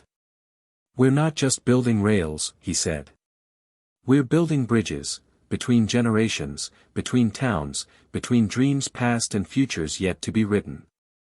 Questions followed. About safety, costs, and the impact on daily life. Frank answered patiently, acknowledging fears without dismissing them. He invited ideas, listened carefully, and promised transparency. After the meeting, an elderly man approached, his hands trembling slightly as he shook Frank's. "You remind me of my son," the man said quietly. "He left to chase big dreams and forgot where he came from.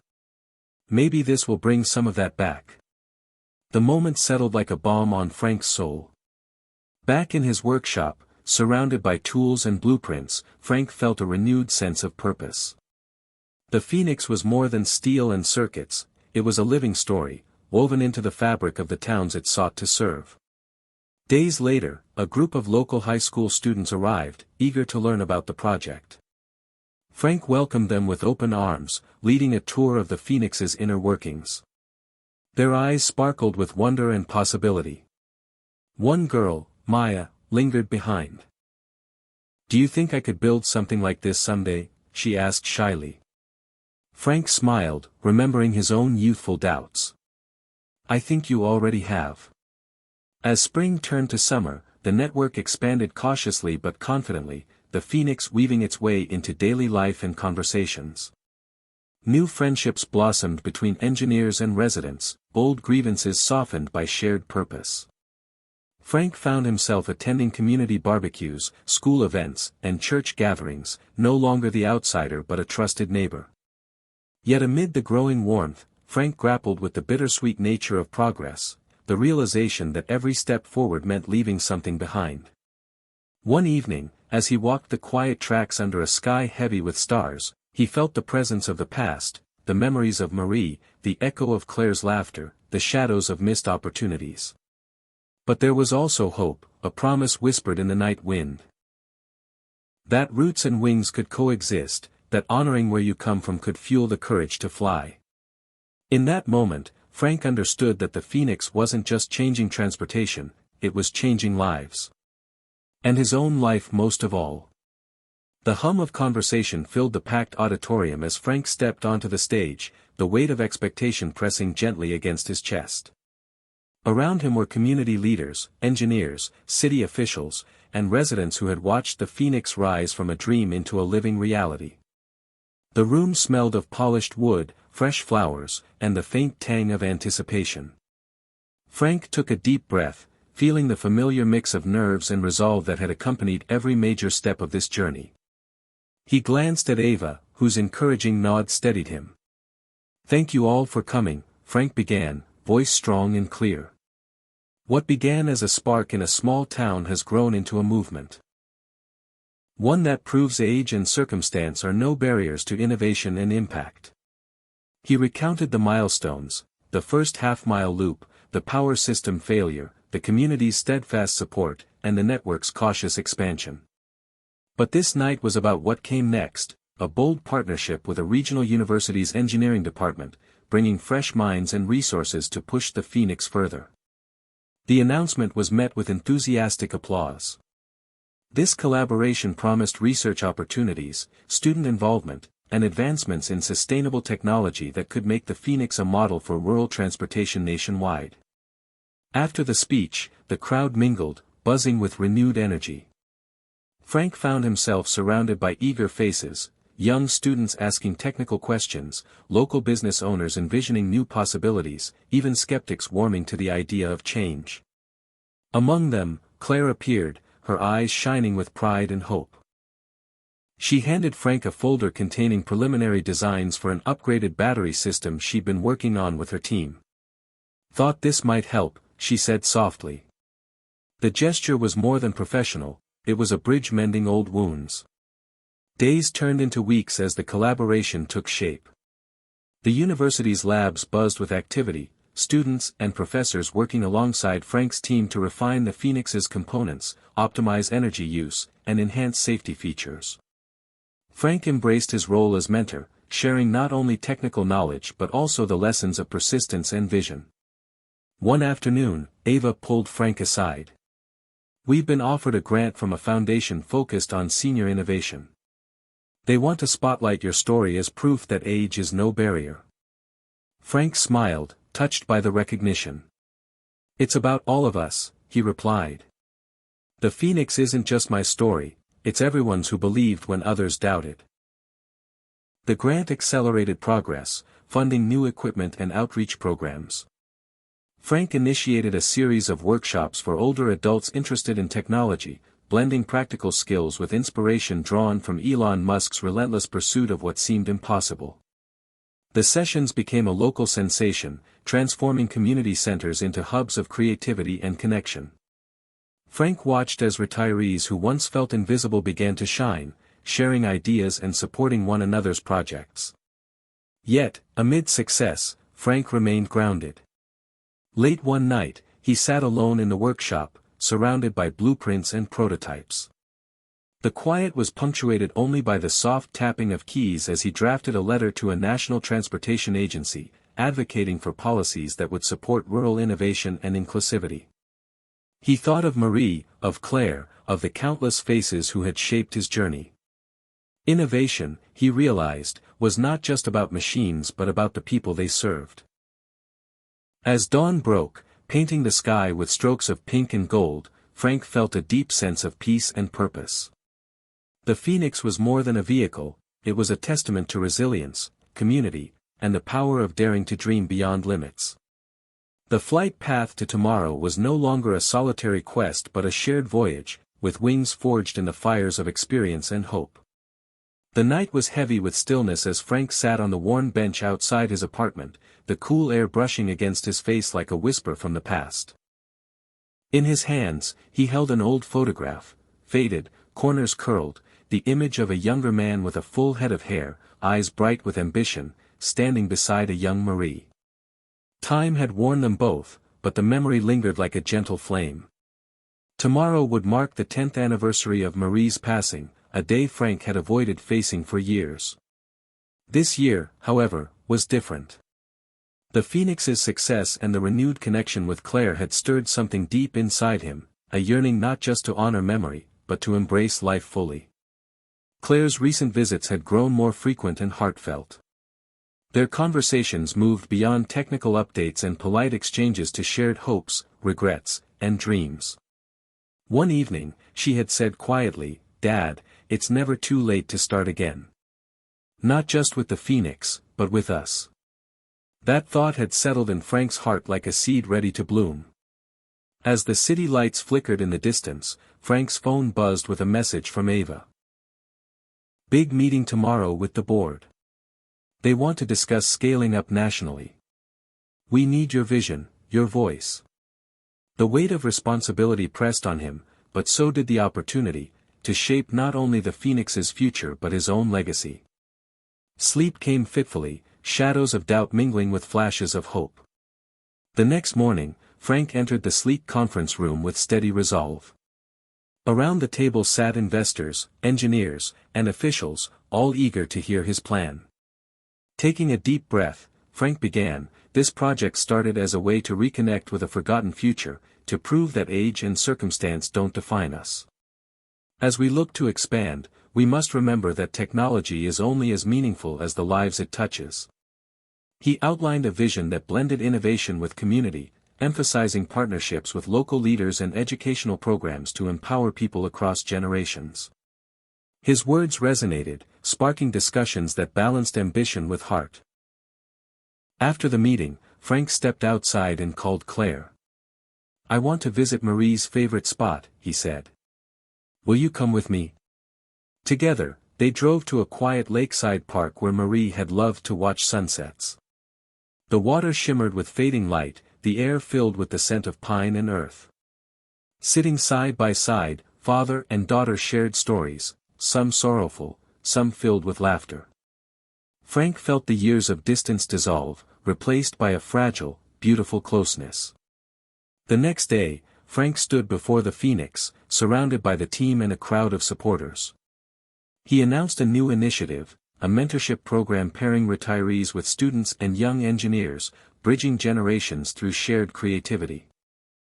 As he spoke, he saw faces alight with possibility, the same spark that had ignited in him so long ago. Later, alone in the workshop, Frank opened a letter from Elon Musk's foundation congratulating him on his vision and resilience. The words felt like a benediction, a reminder that courage to change and persist knows no age. Frank smiled, eyes moist. He understood now that his leap beyond wasn't just about expanding a transportation network, it was about transcending fear, embracing connection, and daring to write new chapters no matter where life's journey began or ended. The Phoenix was soaring, but so was he. Frank stood at the threshold of a bustling city hall, the weight of anticipation pressing down like the thick summer air outside. He was here not just as an inventor or community leader, but as a symbol of change, one many weren't ready to fully embrace. The room buzzed with voices, some supportive, others dismissive, skepticism thick in the air. He could feel it in the sideways glances from younger officials, the polite yet pointed questions from policymakers, even the subtle doubts whispered by media reporters. "Is this really feasible on a large scale?" one council member asked. "Can someone past their prime lead such innovation?" Frank's jaw tightened, but he knew these were battles he had to face, not just for the Phoenix but for every person who'd ever been told they were too old to matter. Drawing a breath, Frank began his presentation with a steady voice. "Innovation doesn't have an age limit. Neither does hope. The Phoenix began as a small spark in a garage. Today, it stands ready to redefine transportation in communities like ours, and beyond." He shared data, community testimonials, and stories of perseverance that brought the room to a quiet pause. When the Q&A began, Frank welcomed the tough questions. One woman asked about funding priorities. Another questioned the long-term sustainability of the technology. Frank responded candidly, acknowledging challenges but underscoring solutions being developed through partnerships and ongoing research. "Progress is messy," he said. "But standing still is a choice too." Outside the council chambers, Frank found unexpected allies. A group of local seniors, inspired by the Phoenix, organized a rally advocating for investment in age-inclusive innovation. News outlets picked up the story, framing Frank's journey as a powerful counternarrative to the youth-obsessed culture dominating tech.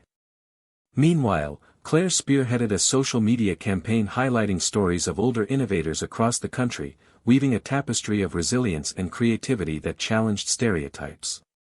One evening, Frank attended a panel discussion on aging and technology. The room was filled with experts, activists, and everyday people sharing experiences. When it was his turn to speak, Frank looked out over the crowd and said, "We are not relics of the past. We are architects of the future. Our ideas, our passions, and our dreams don't expire with age." The applause was a balm to his soul. Yet resistance persisted. Some critics labeled the Phoenix a novelty, a silver-haired folly. Frank refused to let the cynicism erode his spirit. Instead, he doubled down on community engagement, hosting workshops, school visits, and open forums where voices from all generations could mingle and learn. Slowly, the tide began to turn. Young entrepreneurs sought mentorship from Frank and his team, while seniors embraced new roles as innovators and educators. The Phoenix became a symbol of unity, a machine powered not just by electricity but by the collective will to defy limits. One crisp autumn afternoon, as leaves tumbled in fiery swirls, Frank received a letter from a national foundation recognizing the Phoenix project as a model of inclusive innovation. The honor wasn't just for technology but for the spirit behind it, the refusal to accept "too old" as a barrier. Standing beneath a sky streaked with amber, Frank felt a profound gratitude. The journey had been far from easy, but every obstacle had forged a stronger, wiser flight path. As he looked toward the horizon, Frank knew the Phoenix's true power was not in the rails or the batteries, but in its ability to inspire a movement, one where age was not a limitation but a launching pad for new dreams. The cold wind swept through the empty streets as Frank walked home late one evening, the weight of a lifetime pressing heavily on his shoulders. The glow from street lamps cast long shadows, mirroring the doubts that danced relentlessly in his mind. The Phoenix project had reached a tipping point. Investors wanted rapid expansion and profits, urging Frank to compromise his vision for speed and scale. Friends and family cautioned him to slow down, to enjoy the quieter days ahead, reminding him that at his age, peace might be more valuable than risk. But inside Frank, a fierce fire still burned, a legacy to build, dreams unfinished, and a future calling him beyond safety. As he passed the old community center, memories surged, of gatherings filled with hope, of faces lit by possibility, and of the promise that had first sparked the Phoenix's flame. That night, Frank sat at his cluttered desk, staring at two paths. One offered comfort and certainty, the other demanded boldness and uncertainty. He thought of Elon Musk's words, "When something is important enough, you do it even if the odds are not in your favor." The quote echoed in his mind, a beacon in the fog of hesitation. The next morning, Frank called a meeting with his core team and Claire. "We face a choice," he began. "We can settle for steady progress or leap towards something bigger, something that could change everything." He laid out a plan to develop a next-generation Phoenix model, lighter, faster, powered by cutting-edge sustainable tech. That would push the boundaries of what they'd imagined. The room buzzed with excitement and apprehension. The risks were enormous: technical hurdles, financial strain, and the possibility of failure. But so were the rewards: innovation that could ripple across the nation, inspiring countless others to dream beyond limits. Over the weeks that followed, Frank threw himself into the work with renewed vigor. Nights blurred into mornings as designs evolved, prototypes were tested, and setbacks were met with relentless determination. Claire's presence was a constant source of strength, her expertise and encouragement weaving seamlessly with Frank's experience and vision. The community rallied, their support a powerful reminder that the Phoenix was more than a project, it was a shared hope. Then came the breakthrough, a breakthrough born of persistence and courage. The new Phoenix prototype successfully completed its first extended trial run, surpassing expectations and igniting waves of excitement. News outlets hailed it as a triumph of human spirit and innovation, a testament to what's possible when fear is met with fearless action. As Frank stood beside the sleek new machine, watching it glide effortlessly through the twilight, he felt a profound clarity. This leap beyond comfort was not just about technology, it was about living fully, daring greatly, and embracing the unknown with open arms. That night, Frank wrote in his journal, "I was never too old to fly. I only needed to believe I could." The crossroads of courage had become a new beginning, a flight path fueled by hope, resilience, and the unyielding desire to change the future. The room was quiet except for the rhythmic beeping of a heart monitor. Frank sat beside Claire's hospital bed, the sterile scent mixing with the faint aroma of lilies from a vase on the windowsill. The past weeks had been a whirlwind: Claire's sudden illness, the frantic hospital visits, the blurred days where time seemed suspended between fear and faith. As he held her hand, roughened by years but still warm, Frank felt the fragile thread of life pulse between them. The world outside continued its relentless march, the Phoenix project's progress unfolding even as his heart wavered between hope and despair. Memories flooded Frank, the early days with Marie, the moments lost and found, the battles fought against doubt and age. He realized now how deeply intertwined his personal journey was with this project, this dream that had become a beacon not only for communities but for his own healing. One afternoon, Claire's eyes fluttered open, meeting Frank's gaze with a soft smile that carried years of unspoken love and shared dreams. "You kept flying," she whispered. Tears blurred his vision, but he smiled back, the weight of uncertainty lifting just enough to kindle hope. As Claire's health improved, Frank's perspective shifted. The fragility of life made every moment, every connection, every act of courage more precious. He doubled down on efforts to make the Phoenix accessible to those facing their own battles, whether physical, emotional, or societal. The mentorship programs expanded, reaching seniors coping with loss, isolation, or fear of obsolescence. Workshops became spaces of healing as much as innovation. Frank spoke openly about vulnerability and strength, weaving his own story into a tapestry of collective resilience. One evening, at a community gathering, he shared a simple truth: hope isn't about denying pain. It's about choosing to keep moving, to keep building, even when the road is hard. The words resonated deeply, sparking conversations that stretched late into the night. National attention followed. Media profiles painted Frank not just as an inventor but as a beacon of heart-driven leadership. Invitations came for talks and panels where Frank spoke candidly about aging, loss, and the power of purpose. Each story shared was a thread stitching together a movement that defied invisibility. Meanwhile, the Phoenix itself became a living symbol, a heartbeat of hope pulsing through towns, connecting people across generations. Frank watched as elders and youth alike embraced the technology, not as a replacement for what was lost but as a pathway to new beginnings. One crisp morning, standing beside a new Phoenix station humming with activity, Frank felt a quiet peace settle over him. He knew the journey was far from over, but the future was no longer something to fear.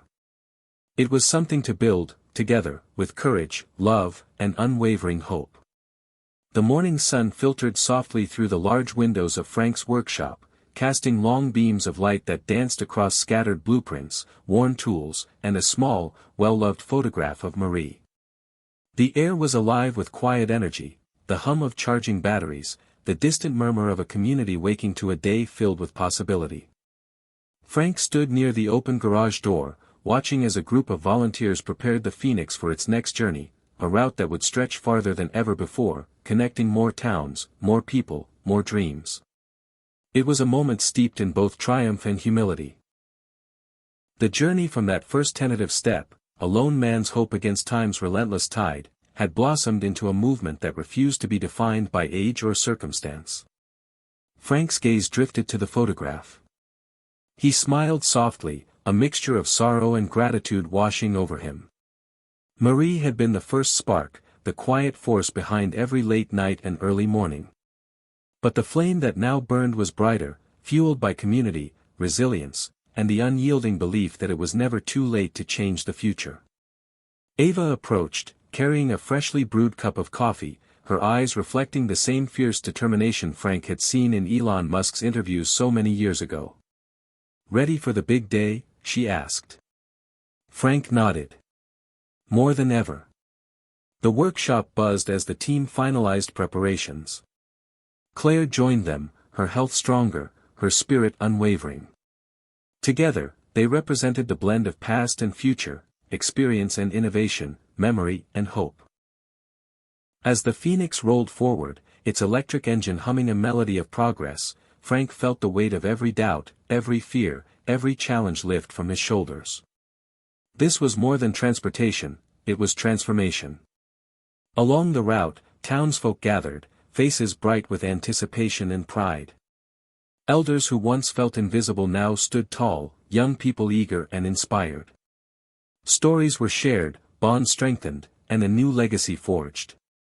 Throughout the day, Frank received messages and calls, words of encouragement from across the nation, testimonials from those whose lives had been touched by the Phoenix's reach. Each one a testament to the power of daring to dream beyond limits. That evening, as twilight settled and stars began to glitter, Frank sat on a bench overlooking the town's main square. The Phoenix rested nearby, a quiet sentinel under the deepening sky. He pulled out his journal and wrote, "I thought it was the end, but it was just the beginning. I was never too old. I was just waiting for permission to matter again." A soft breeze whispered through the trees, carrying with it the promise of countless tomorrows. Frank closed his eyes, feeling the pulse of the future in his veins, a future shaped not by age, but by courage, connection, and the relentless spark of hope. Elon Musk's voice echoed in his mind, not as a savior, but as a symbol of fearless possibility. When something is important enough, you do it even if the odds are not in your favor. Frank smiled, rising with a heart full of peace and purpose. The journey continued, a new chapter unfolding, brighter than ever before. Hit subscribe and leave a comment with where you're watching from. This story might just spark a new beginning. What's one thing that always pushes you forward, even when things get tough?